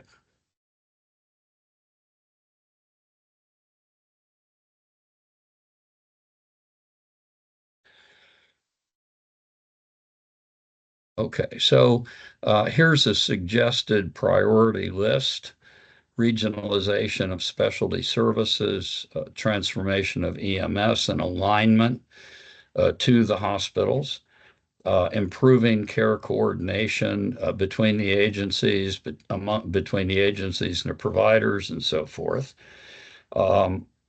particularly for those populations needing with unique or complex care needs, targeting of the high use, high needs dual eligible population, and coordination of the electronic health record network and optimization of the electronic health record in many of the smaller practices. And I would note that that activity, as I think the state may have experienced in the past, and certainly I've experienced elsewhere, will really literally require teams of a clinician, a nurse, and an IT professional to go to each individual hospital and actually do the change for them. The providers, the physicians, the nurses have no time to do this, and I would submit probably, unless they're very young and have lived with computers all their lives, would not have the technical capacity to do this. So this will really be an intensive effort, but I think will be a necessary one because it will relieve the provider community of some unneeded stress, will improve the data to the state and to other people needed to care for people more effectively and efficiently. Next slide. So again, here's a proposed short timeline with the implementation stage beginning. Actually, we started it. I know that the AHS has already kicked some of this off. So this starts before this report and then continues on. Next slide. Again, this is going to take resources. Here are some of the potential things that will have to be done, the facilitation of the working sessions, clear and frequent communication, and helping the hospitals do the analyses of the impacts of these various things, not only on their financials, but also on the services available to the community and the impact on the timeliness and accessibility and equity of healthcare. And I think the communication is an essential part of this. As I commented early on, one of the surprising things was that despite the attempts on the part of many people to make their availability known and so forth, the understanding of the availability of many services, or what the role of the Green Mountain Care Board and its authority is, or some of the state agencies, is really unknown to many people. And that's going to be an important set of things to fix as you move forward. Next slide. So I'll come back to where we started. Three things really need to be done. One is facilitate the construction of appropriate housing for everybody, and the construction of needed medical and medically related facilities, whether those are new nursing homes or mental health facilities or geriatric facilities or whatever, and fixed transportation services broadly writ. Pay the non-community access hospitals with reference-based pricing, implemented over the next few years. And then when that's all set and you know what those expenses are, you can set global budgets. This will need to be a mandatory process, not a voluntary one. And then all of these transformation efforts to really get care to the most appropriate place for it to be done. And in many cases now, that's the home. In other places, it's an ambulatory care unit or an intensive outpatient psychiatry, a treatment program, and so forth. And so those things will need to be identified community by community and established. I think that's the last slide. Next slide, Marissa. Okay, so now we get into the appendix, which has some additional financial things and the case reports and so forth. Mr. Chairman, I'm finished. Thank you for the opportunity and happy to take questions or comments. Thank you very much, Dr. Hamre. As our normal process, I'll open up to the board members for any questions or comments they may have. I don't usually call on them, but I'll call on Member Holmes first, since she spearheaded this significant effort. Well, thank you. A little heads up about that, Chair Foster, would be great. So Dr. Hamre, you and I have worked together on this effort for the past year or so I don't actually have specific questions for you.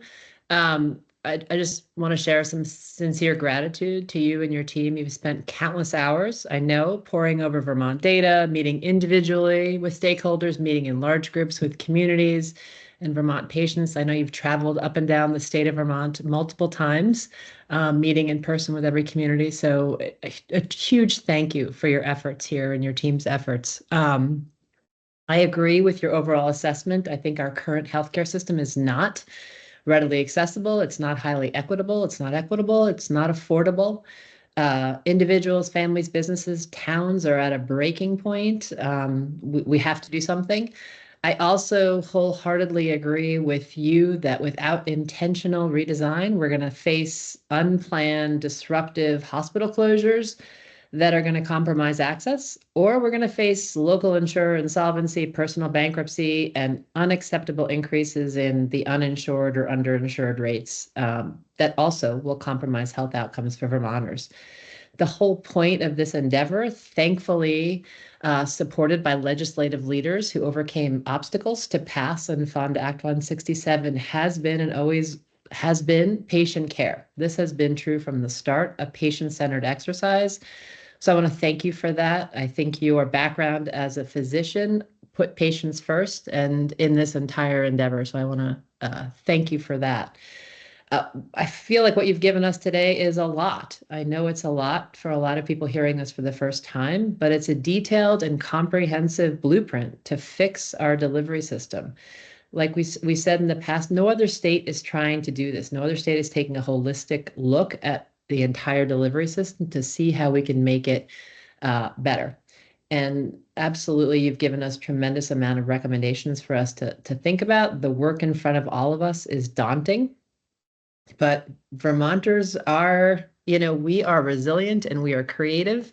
And I remain optimistic that by deep diving into these recommendations and with AHS leading the charge, but working with the Green Mountain Care Board, the legislature, hospitals, and communities, we can begin that task of moving us towards a more accessible and high quality and low cost delivery system. So we owe Vermonters our best collaborative efforts here. I know you have given us your best effort, Dr. Hamre.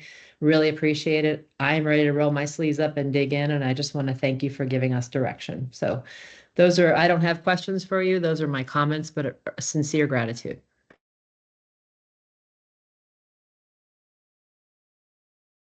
Thank you. Other board member questions or comments for Dr. Hamre?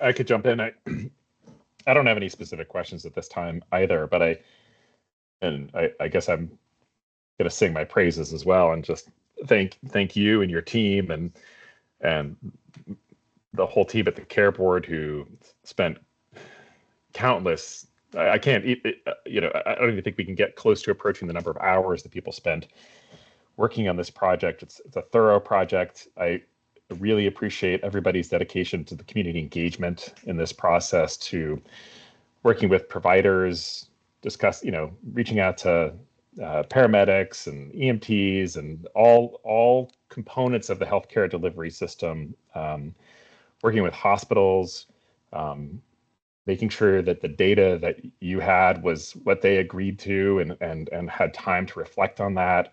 I think that really brings a lot of robustness to this project that I think is just incredibly helpful for us as a state to consider it, digest it, and reflect on it, and engage in this process moving forward. So thank you. There's a lot here. A lot of it's there's a lot to think about for a lot of people involved, and so I just want to really give you my sincere gratitude for your work in this and your dedication to our state. Thank you. Well, thank you for the comments, and I really reiterate my thanks and gratitude to the Green Mountain Care Board, the many people in the Agency of Human Services who provided information and experience and advice, and certainly to my team, and also to Mr. Del Trecco and his group, and Mike Fisher and his group at the Office of the Health Advocate. All of this has been enormously helpful. The process, I think, has been as transparent as we could make it. And I do apologize to the group. This is a vast amount of information and certainly has taken a long time to present. I'm not sure you've had a 4-hour presentation before, but happy to continue to answer questions. Thank you for the comments. We handle 4 hours all the time. I think our record since I've been here is 12 or 13. So we can do it. Any other board members? I'll just share a quick thank you as well. It's very comprehensive. with very specific recommendations, and it offers us a path forward that we can all, I hope, get behind. So thank you very much.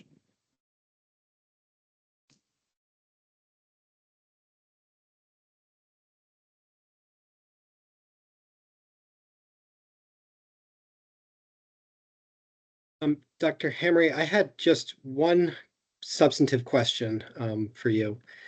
Your recommendation was that the board move to reference-based pricing for hospital commercial rates. And I think your recommendation was around 200% of Medicare. Currently in Vermont, most hospitals, the PPS hospitals, are north of 300%. So a significant delta between your recommendation and where the state currently is. We recently reduced a couple hospital budget requests from what was sought, and I have a large volume of emails in my inbox saying that that reduction in price would sacrifice and compromise patient care from a large number of physicians and others. How do I reconcile your recommendation to lower prices with all the feedback I'm getting that it will be a negative to patients? Well, number one, it's not necessarily, I don't think will be negative to patients. It does require people to behave, doctors and providers and patients, to behave differently and to work differently. Continuing to see patients like my granddad did is not the answer to these problems. And as we've talked about, the data on, for example, the number of people that physicians currently see and the number of physicians who are licensed but not seeing patients. There are opportunities. Those do not involve new dollars. The implementation of appropriate electronic help and the use more efficiently, perhaps, of people other than physicians to provide certain care does not reduce quality. And in fact, what I would argue is that since access to quality, to care, is one of the important quality metrics, some people may not have real good quality now.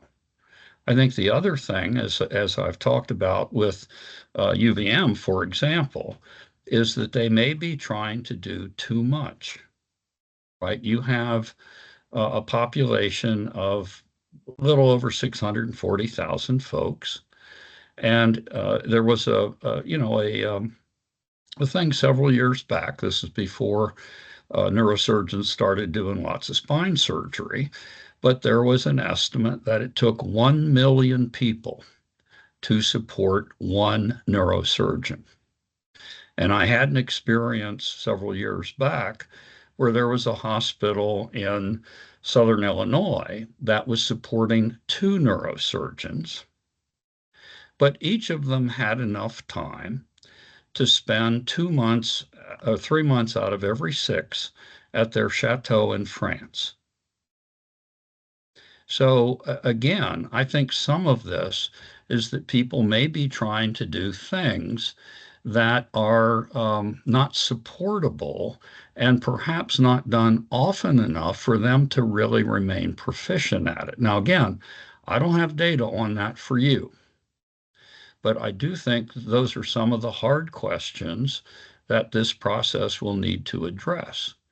And I think where I come down is fundamentally, as I said at the start, I am very afraid, based on community conversations, that you have citizens currently buying commercial premiums and paying those rates who will not be able to do that and may choose not to do that. They may choose to, pay for the house or buy food or buy a car rather than pay for health insurance. And if that were to really change, the whole funding mechanism you've got goes away. Thank you. And just one other observation, your other large takeaway must do was to move as much care as appropriate and possible out of hospitals. But from my review of our healthcare reform efforts, that's been what we've been trying to do for a decade. Yeah, and not very well. Again, people have been working hard and they're trying to do the right thing, and many of them are overwhelmed. But again, as I mentioned, there are a number of excellent pilot programs. If a few of them were really implemented statewide, I think you would have more impact. Now, some of that is a funding issue, and I think one of the tasks of this reform effort is to identify dollars that are currently spent on other things. Administrative complexity, people perhaps not doing the thing that most applies to the patient care, and then to move those dollars to other uses. And at the end of the day, that's probably best done through some sort of a global capitation or a global budget, but you have to have certain preconditions in place to get to that. Because in a sense, the population effort that you have has not been an all-payer model. So you really don't have control over all the dollars spent, and that allows the hospitals and other providers to continue to put pressure on a cost shift. That is, continue to raise commercial rates because they're not under a huge amount of pressure to control costs. I mean, you do that, try to do that in your budget process. But at the end of the day, when somebody comes in and says, well, we're going to close, right? The response is, well, let's not let them close. And what I'm saying to you is, when you project this forward, I mean, you tend to do that appropriately in the past on the basis of each submission, right? And you certainly express each time, well, this has been going up. But when you project it forward, it looks much worse. I mean, you're talking $3 billion. And so I think it's with that projection that you see what the unacceptable future is. It's bad now. It could get a lot worse. And I think we've discussed very briefly in private that if you really looked out to an end game and you said nothing happens, right? Everybody argues, everybody talks. We go 2 years. Commercial rates go up another 20%. People stop buying insurance, and all of a sudden everything just collapses. You no longer have anybody. And either the state takes over everything and runs it, which, is not usually a good idea, or you combine it into one organization, which then is a single monopoly instead of the 14 monopolies you have. And you will have to tightly regulate that. So I think there is little choice but to go down this alternate path, work as hard as you can to have it work, because you can plan and you can get people together and execute on it. And certainly all the considerations Mr. Del Trecco raised are concerning. And we mentioned them, but there are ways to cope with and deal with every one of those things in a way that makes care equal or better than it is now. And that includes transferring obstetrical services when needed. There's a recent paper on that. Mm-hmm. Right. So thank you. Any other board members at this time? I'll turn to Director Kraus and then the healthcare advocate and then public comment. Director Kraus, thanks for being here and for partnering with us on all this work. Chair Foster, and I'll be very quick because I can see that there are legislators and members of the public that want to make comments or ask questions. So I will just reiterate my thanks quickly. Dr. Hamry, I think I met you at my first, on my second day, I think was the first, one of the first community meetings. So just have witnessed firsthand in my brief time here how much effort you put in, and appreciate that.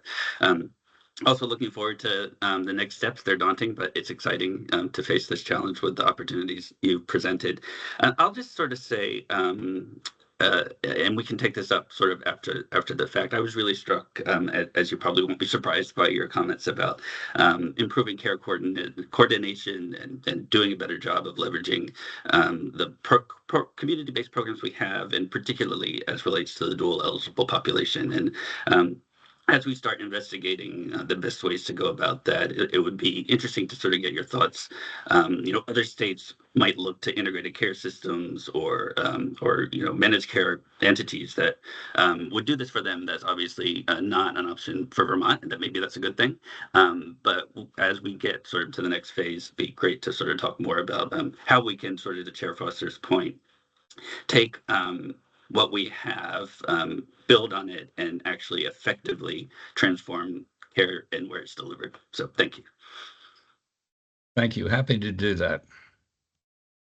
Thank you. I'll turn to the healthcare advocate. Thank you, Mr. Chair. I'll also try and be brief. First off, I want to echo what others have said so well. Appreciation. Tremendous amount of work. I've followed you around the state a decent amount, both virtually first and then in person some. And so this does represent a tremendous amount of work, and it represents a really strong product. I also want to recognize that this is scary, that I know that there are countless providers across our state who today have done their very best job doing the job in front of them, caring for Vermonters. And systems that are wrapped around those providers that have been built over years to do what they thought day by day made sense, building this non-system, I'll say. So I want to recognize that there will be, I'm sure already are, really strong pushbacks to many of the details. And in the world of policy, it is easier to kill an idea than it is to pass a good idea. And that I'm sure is playing out today and in previous weeks in messages to legislators and others. And so I want to recognize that. And then also just fold back to something that I think you made the case very well, Dr. Hammer, and I think Member Holmes said very well a moment ago. The costs of not acting are tremendous. We see it playing out today from my vantage point in the run-up to this coming open enrollment period. The very large increases in insurance premiums that the board granted. We had a little reprieve for many people in the individual group for this year, but the small group, small employers who are trying to figure out how to make it are panicking today. And so I have absolutely no doubt that that will have real repercussions and result in reductions in access to care. So again, appreciation for all sides on this, and looking forward to the spirited debate that we're moving into. Thank you, Mike. Thank you. I believe it's Dr. Keller, Dr. Betty Keller. How are you? Hi. I think you're muted. You're on mute. Yeah. Thank you. Thank you so much for the work of the board and AHS, as well as Dr. Hamry on this huge project.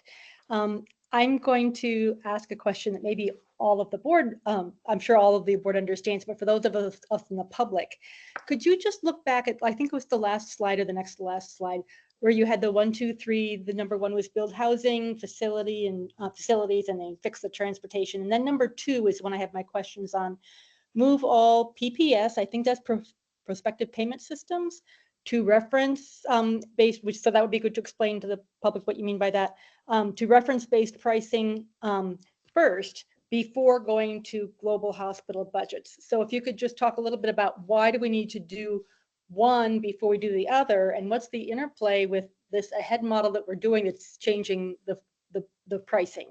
Is that the same thing, or is that a different plan?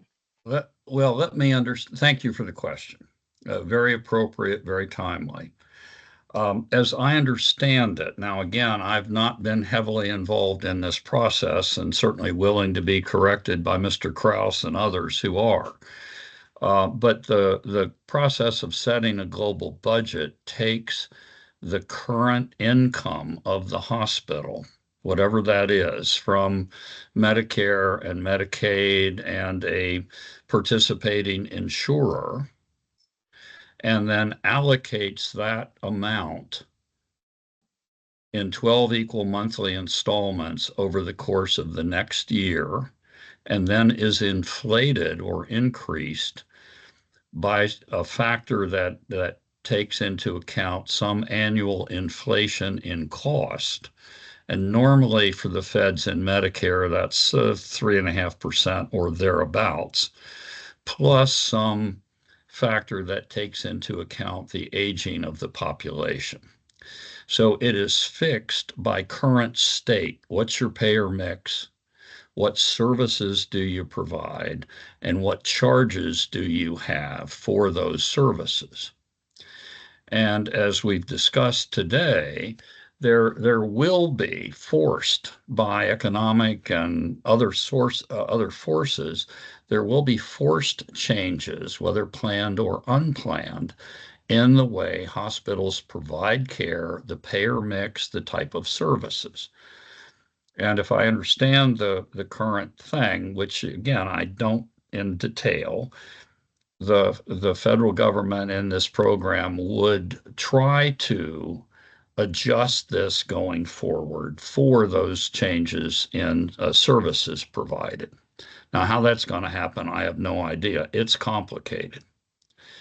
But what I'm saying is exactly what Maryland has done to this point. They've been doing this 20 years.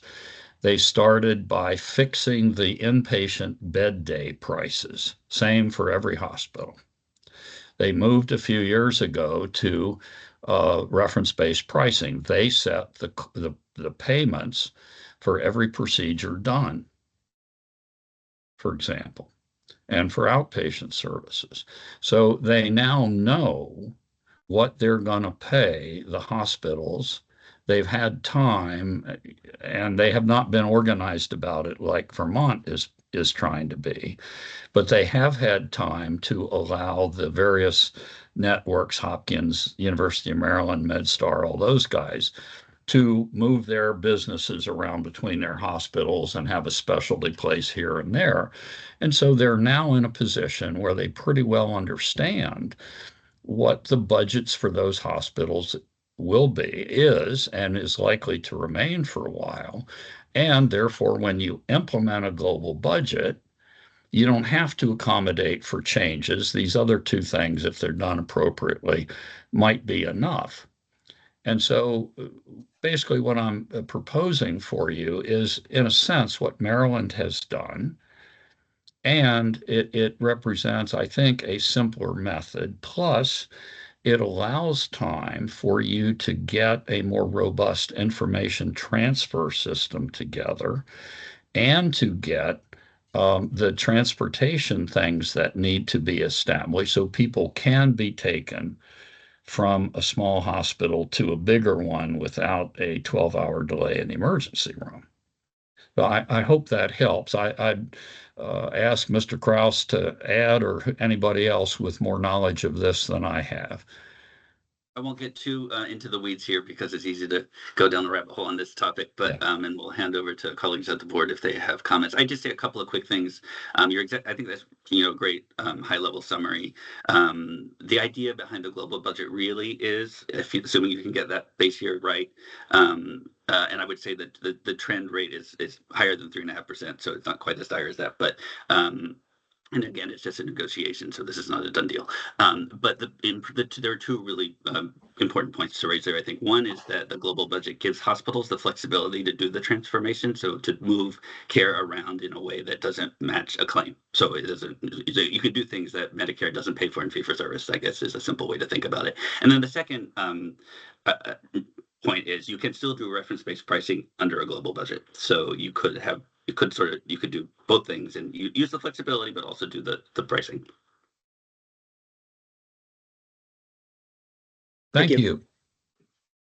And thank you for the question, Dr. Keller. Senator Hardy. Thank you for waiting. Sure.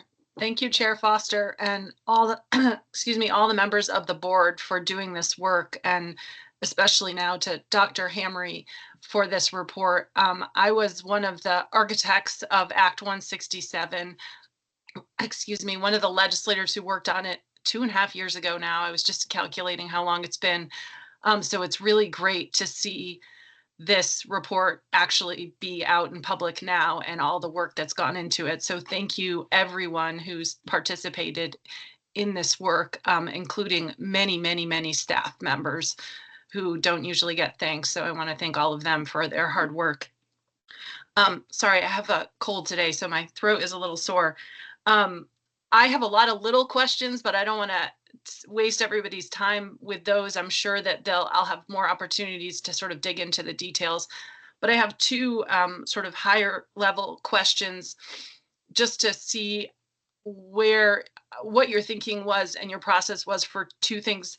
One is you mentioned, rightly so, some non-healthcare related, they're related to healthcare, but non-healthcare policy things that we need to do, housing, broadband, EMS, transportation, et cetera. Many of those things are underway and have been underway for years. We passed a major bill in 2021 that expands broadband coverage to rural areas in Vermont, and it's well underway and has been going really well. So I'm wondering, for example, in that area, whether you engaged at all with the Vermont Community Broadband Board and their efforts, particularly because you multiple times recommend Starlink, which is something that I think they've shied away from for very valid technical reasons. So just wanting to know, and also the housing, we've passed several major housing bills dealing with regulatory issues and funding issues. So I'm wondering how much you engaged with that work before making your recommendations. There also is an ongoing EMS study committee that's working right now on EMS issues and the regionalization of EMS. So that's my first question more broadly. And then my second, and then I'll let you answer them, is that a lot of these recommendations are dependent on moving care out of hospitals, rightly so, to other places, and will lean heavily on other care providers in our state. Most especially, I would think the designated mental health agencies that provide mental health and developmental disability services, and also our home health and hospice and long-term care facilities. So I'm wondering, those are less regulated as directly, less regulated. They're regulated by the state, but they're not regulated by the Green Mountain Care Board. So it's a little bit of a different regulatory structure. And I'm wondering what your thoughts are on moving those into the place that we need them to be in order to receive that work and that care, because I think that some of them are more ready than others. So those are my two broader questions. Right. Thanks. Thank you very much. All very appropriate. And I will try to be brief. I reviewed the state plans for broadband and the current state. I did not directly speak with those folk. My comments about Starlink are really confined to two things. One is the mobile EMS transport, which I've personally had the experience the ability to experience in firsthand. And those folks said, look, like we all see with cell phone, I go through a valley. In fact, I had one lady show up to where I was, somebody had a problem. And she said, I've been on the road 20 minutes. I have not had any ability to contact anybody for 20 minutes. So one application for Starlink is that I'm really talking about is the mobile application for the EMS. The second application is a portable unit that could be taken to somebody's home who is not connected to broadband internet for the time that they need monitoring for, let's say, a hospital at home or some acute episode. So it's not really an attempt to replace your current activities with a different method, but it is to say there are specific case uses or use cases for this in particular situations that other people are using them for. So, that's one. So, second, certainly aware of the discussions around regionalizing EMS. But this has just got to be done. I know that it is running into many of the same discussions, always painful, about consolidating schools. Vermont, as you're aware, has 79 or so different EMS crews. As I said earlier, they're only paid if somebody gets transported to a place. They're not paid for the return trip. They're not paid for somebody taking somebody from one hospital to another just as a routine transfer and so forth. So those are issues that need to be addressed as a way to really improve the responsiveness, not at the scene necessarily. There continue to be ways, but to the responsiveness to what the acute care patient in a hospital needs. On the next, let's see, I'm sorry, the next one was about incorporating home health and other agencies in this. And I think, as Mr. Kraus commented, global budgets would provide a way for a hospital that receives those funds to support, to contract with some of these other agencies and provide that support. Might not necessarily have to be regulated by the Green Mountain Care Board, but I think you'd have to have that discussion with the board and other people more competent in regulatory affairs than I am. And there may have been another point which I've forgotten. I'm sorry. No, that's okay. I mean, it was mostly just about how much you looked at the efforts that are already Yes. underway and some of the Yes. housing, broadband, EMS, Right. but Yeah, I also think- how to prepare the other agencies for the work they're going to need to do that are non-hospital agencies. Right. No, thank you. We did. No, I'm very aware of the emphasis on housing. And, as I've talked in the communities and spoken with the folks who are trying to get that done, it's one of the reasons I keep going back to, in a sense, a root cause, which is not the funding or the willingness of developers and other people to build it. It's the permitting process. And that really needs to be looked at because, as I've said a couple of times, I've heard several stories where this is a 5-year process. And in that 5-year process, the ability to, get the bank financing and maintaining all that stuff that has to be done to get these big projects done goes away. So it's really at that level. It's not at the willingness of the legislature to appropriate money or the governor or whoever. It's really more at the execution level, if you will. Okay, we did a lot of that work last session, but that's good Okay. to understand. Yeah, That thanks. I was not aware of. Thank you. Ms. Peak Lee.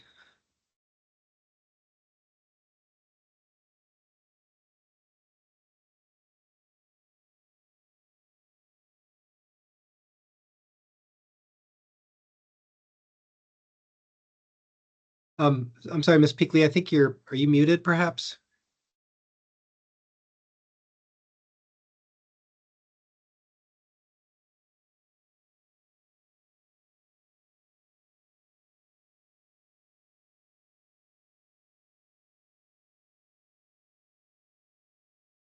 I can go to the next person. We can try and come back to you. Miss Dugan. Yes, thank you very much. I'm Molly Dugan. I work at Cathedral Square, and I work very closely with the SASH model, support and services at home. I had one question and then one comment. And first of all, I do want to say a big, huge thank you for this presentation, for all the work behind this, and really appreciate the digging into the details. So my question has to do with the PACE program that was mentioned a number of times.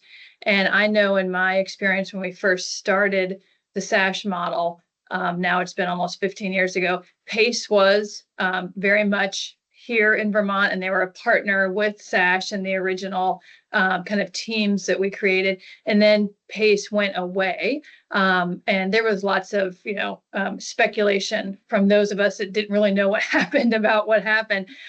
So I'm curious if because you have it recommended a number of times, if there's some information about the changes that needed to happen for PACE to be successful here. Because I do think PACE is a really positive program, but I'm pretty sure it had some structural challenges being successful here.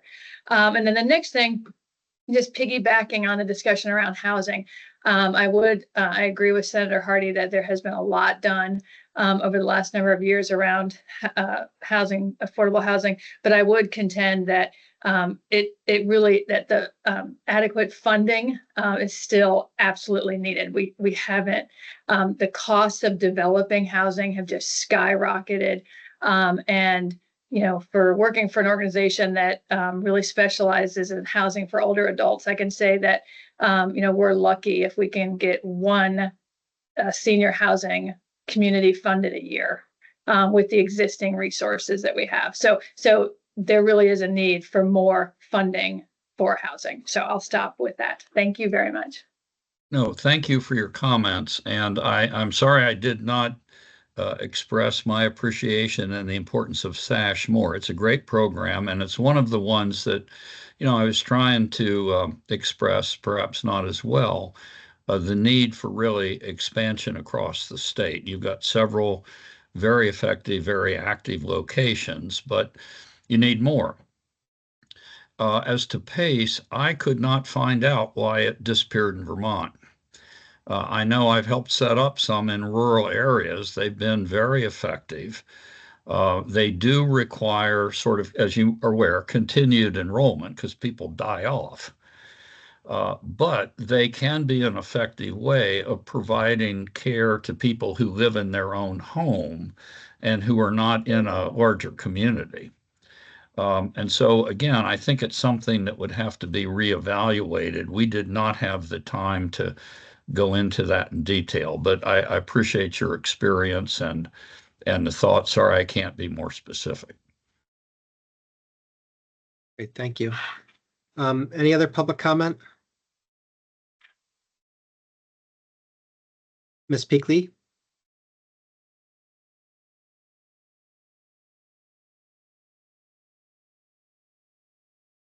Still don't have you, Ms. Peakley. Try again. Barbara Black. Yeah, first of all, I want to thank Dr. Hamre. I'm a patient, and I sit on a number of advisory groups throughout the medical center and part of the network. And I so appreciate this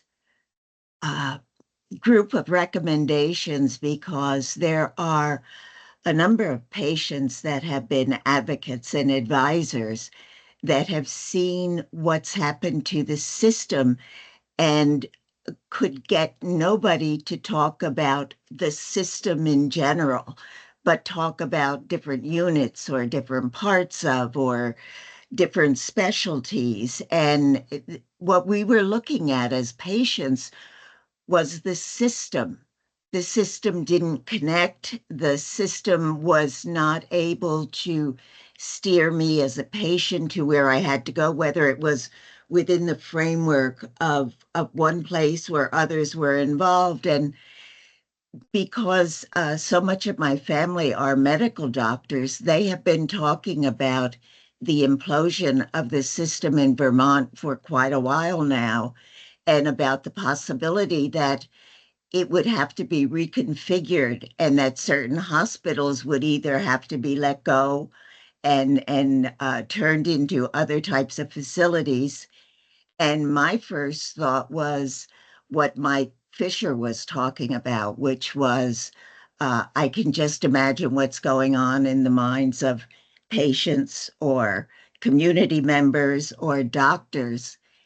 And so I guess my question is, when looking at these slides and your information and then your ability to talk to these different facilities about what you saw as a need and then their comeback, I'm just wondering, as a community, how much pushback are we going to have? Is this going to be a really knockdown, drag out fight for buy-in that we should really gird ourselves for? And that's being spoken of as a patient. Well, I think Mr. Fisher put it best. This gets into what would broadly be characterized as a political process. Everybody has a viewpoint. Everybody has a vested interest. People have grown up accustomed to doing things in a certain way. Doctors, for example, have grown up seeing one patient at a time and doing it by themselves. There are other methods and so forth. But yes, I think this is going to be a hard fight.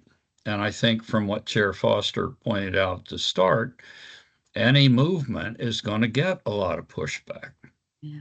Because it will require everybody to change. It won't be just doctors and hospitals. It will also be, in some ways, the way patients expect to receive their care. So, for example, someone who sort of expects to die in the hospital might find it different and more comfortable and more acceptable to their family for them to receive their end-of-life care at home. But you've got all sorts of things like that. My worry for the process is that number one, as you know, as Mr. Fisher said, it's easy to kill an idea, right? And what I've tried to show is, okay, that's easy to do. Here's the bill. This is what's going to happen. It's very predictable. So one hopes that everybody will be motivated to get together and change it. And I would say one of the surprises for me in conversation with a number of different people in a lot of different areas is that there are a number who don't seem to take responsibility for what they're doing or to think about how it could be done differently. And so I think that's going to be a challenge. And that's not just true in Vermont, right? We encounter this all over the world. But I think you are at a particular inflection point or very close to it, where if same old continues, the outcome will be very poor.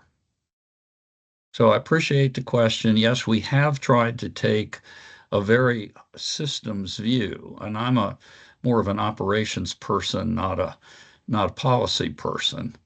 And so a lot of this is focused on what is doable. And I think the emphasis for everybody in the state is there are ways to get out of this, and to improve delivery, improve access, constrain further cost growth, and in some instances, I think, reduce it.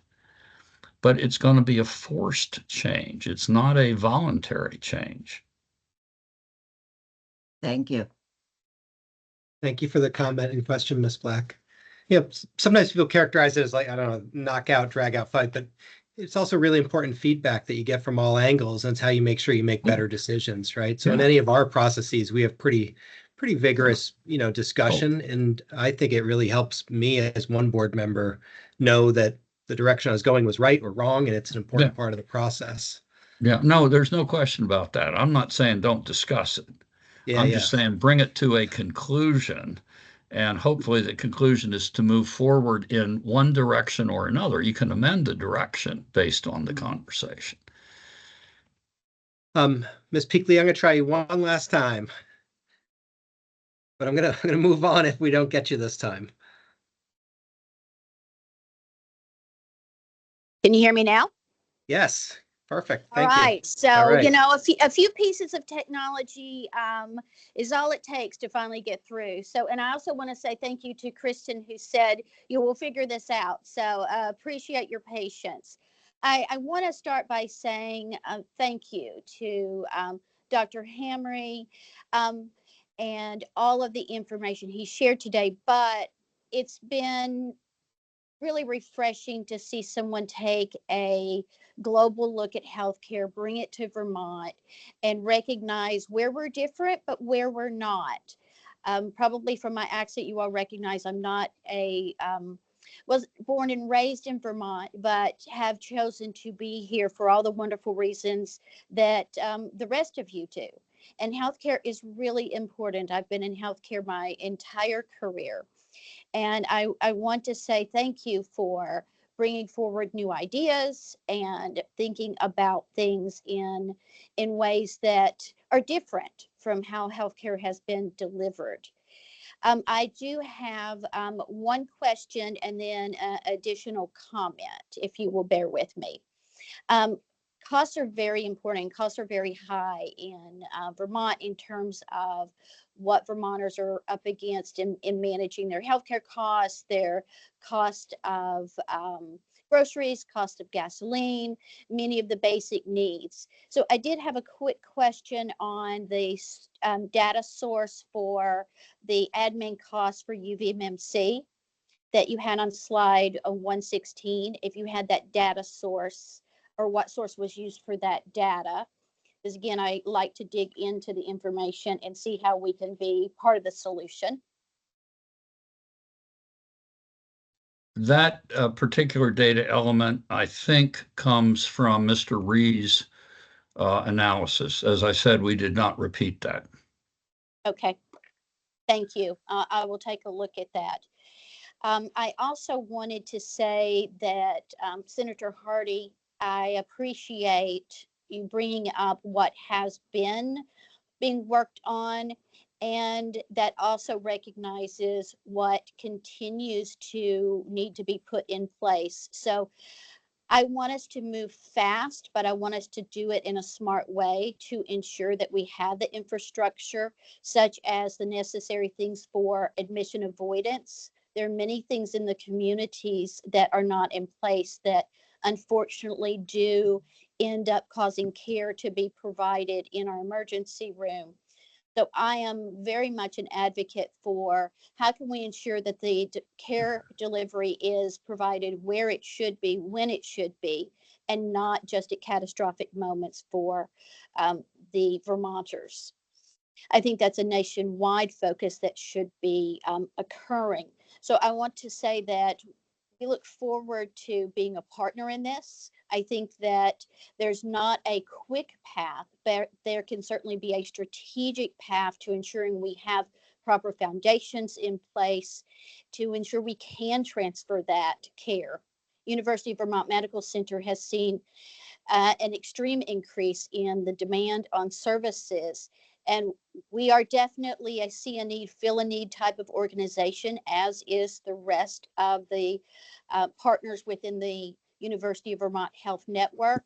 But we are also, again, partners to all of Vermont in looking at how healthcare should be delivered, and do commit to working with you all and providing any input that would be valuable. And Dr. Hamre, again, I greatly appreciate your insight and information.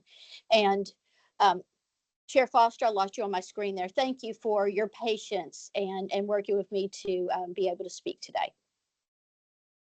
No, of course. Thank you for persevering. And Kristen, thanks for all that you do on the that's often never seen, but every problem is solved before it really. I really appreciate it, Kristen. It's really quite amazing how quickly you're able to do all these things. I'm going to take one more public comment. There's one last hand raised, and it's Mr. Carpenter. Walter, how are you? Hey, Owen, how are you? Hey, I'm good. Thank you. Been a while, hasn't it? Yeah, where you been? Hospital budget season is really hard for me because I'm working Me too. all the time. So it's like, yeah, it's hard for me to be supporting you during hospital budget season because I'm always at work and I can't make the different time schedules. I just wanted to kind of back up many of the comments that were said earlier, especially from Jessica and Mike. I want to thank Senator Hardy for pushing through 167 and of course Bruce Hammery for all of his experience. I am a patient. I've been a healthcare activist for many, many years, a single payer healthcare activist, because I almost died from this private insurance system that we have that's developed over time. And to some of the questions about the pushback, we have to remember that this is what we have now is the process that's been built up over time. All the different policy choices or non-choices or failures or people pushing things off, this or the common American neoliberal capitalist mindset that healthcare is a market and patients are consumers. I can't tell you what it's like to be treated as a consumer when you're a patient. There's nothing like that in Dignity, nothing at all. I had to negotiate the price of my own life one time. And we're at the point, and Dr. Hammery has clearly brought it out, we are at the point of a cultural shift where all of these mistakes have led up to this point, and all the things we haven't done have led us to this point. My question is what are we going to do about this? Because I know the pushback will be hard. Will we ignore it? Will we not? Will we try to mitigate it? Because someone has said, I forget who it was, that our healthcare system is not oriented toward the patient. It's oriented toward profit, monopolies, etc. They were right, and I thank them for that comment. I forget who it was that said it, but so my question is what are we going to do about this? We have this report, we have this study, we know the problems. What are we going to do about it so that a patient does not have to negotiate the price of his or her own life with a hospital like I had to do? Now, we're all tired, so I'll shut up. Well, let me say first, don't do another study.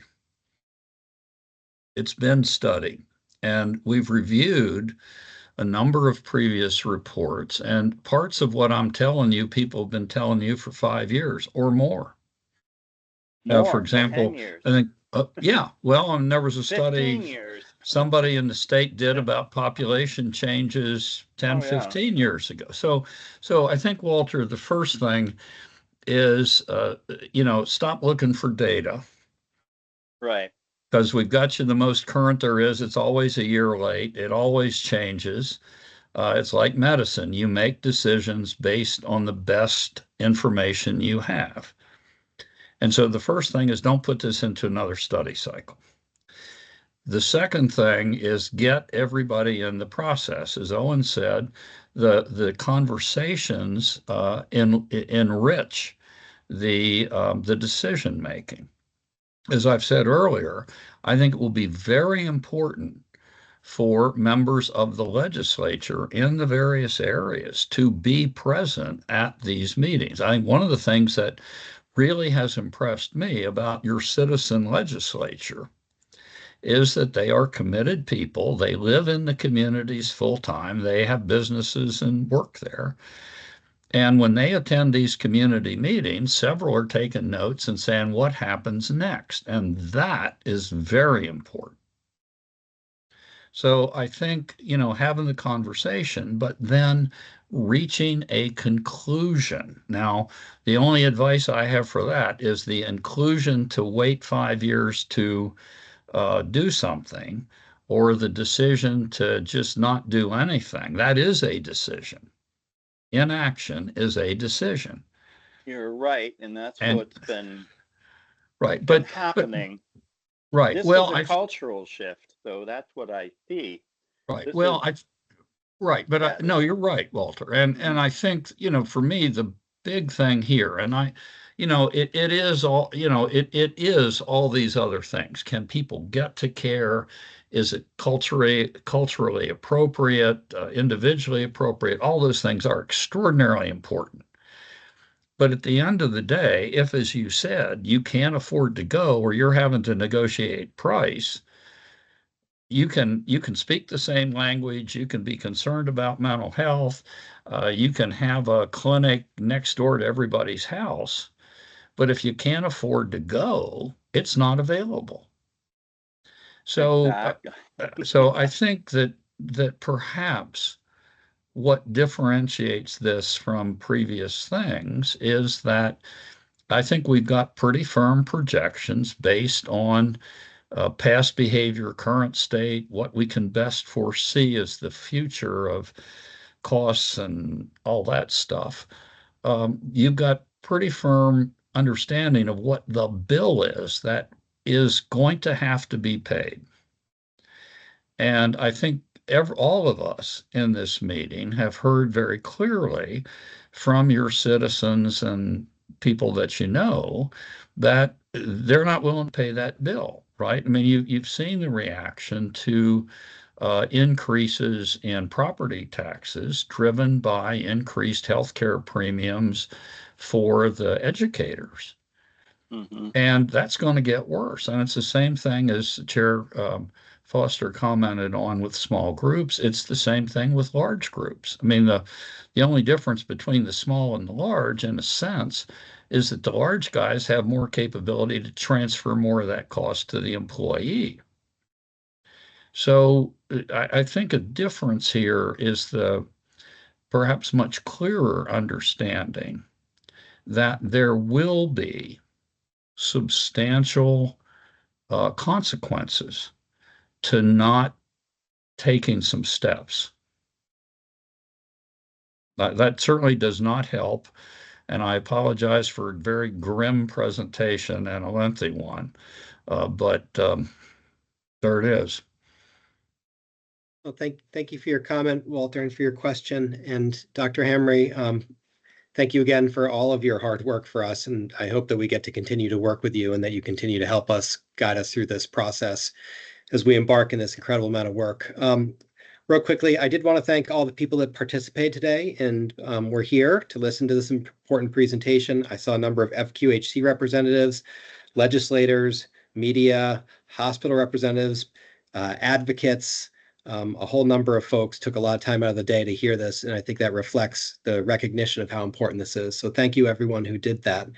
And Dr. Hamre, thank you very much for this excellent overview and presentation of what we need to do. With that, I know there's some media availability at 3:30 with Director Kraus and Dr. Hamre and I, and so we will be available at 3:30 for the media that has asked for us to be so, and we'll go to that. So with that, I will move that we adjourn this hearing. Second. Thank you. Thank you, Dr. Hamre. All in favor of the motion, please say aye. Aye. Aye. Aye. The motion carries. We're adjourned.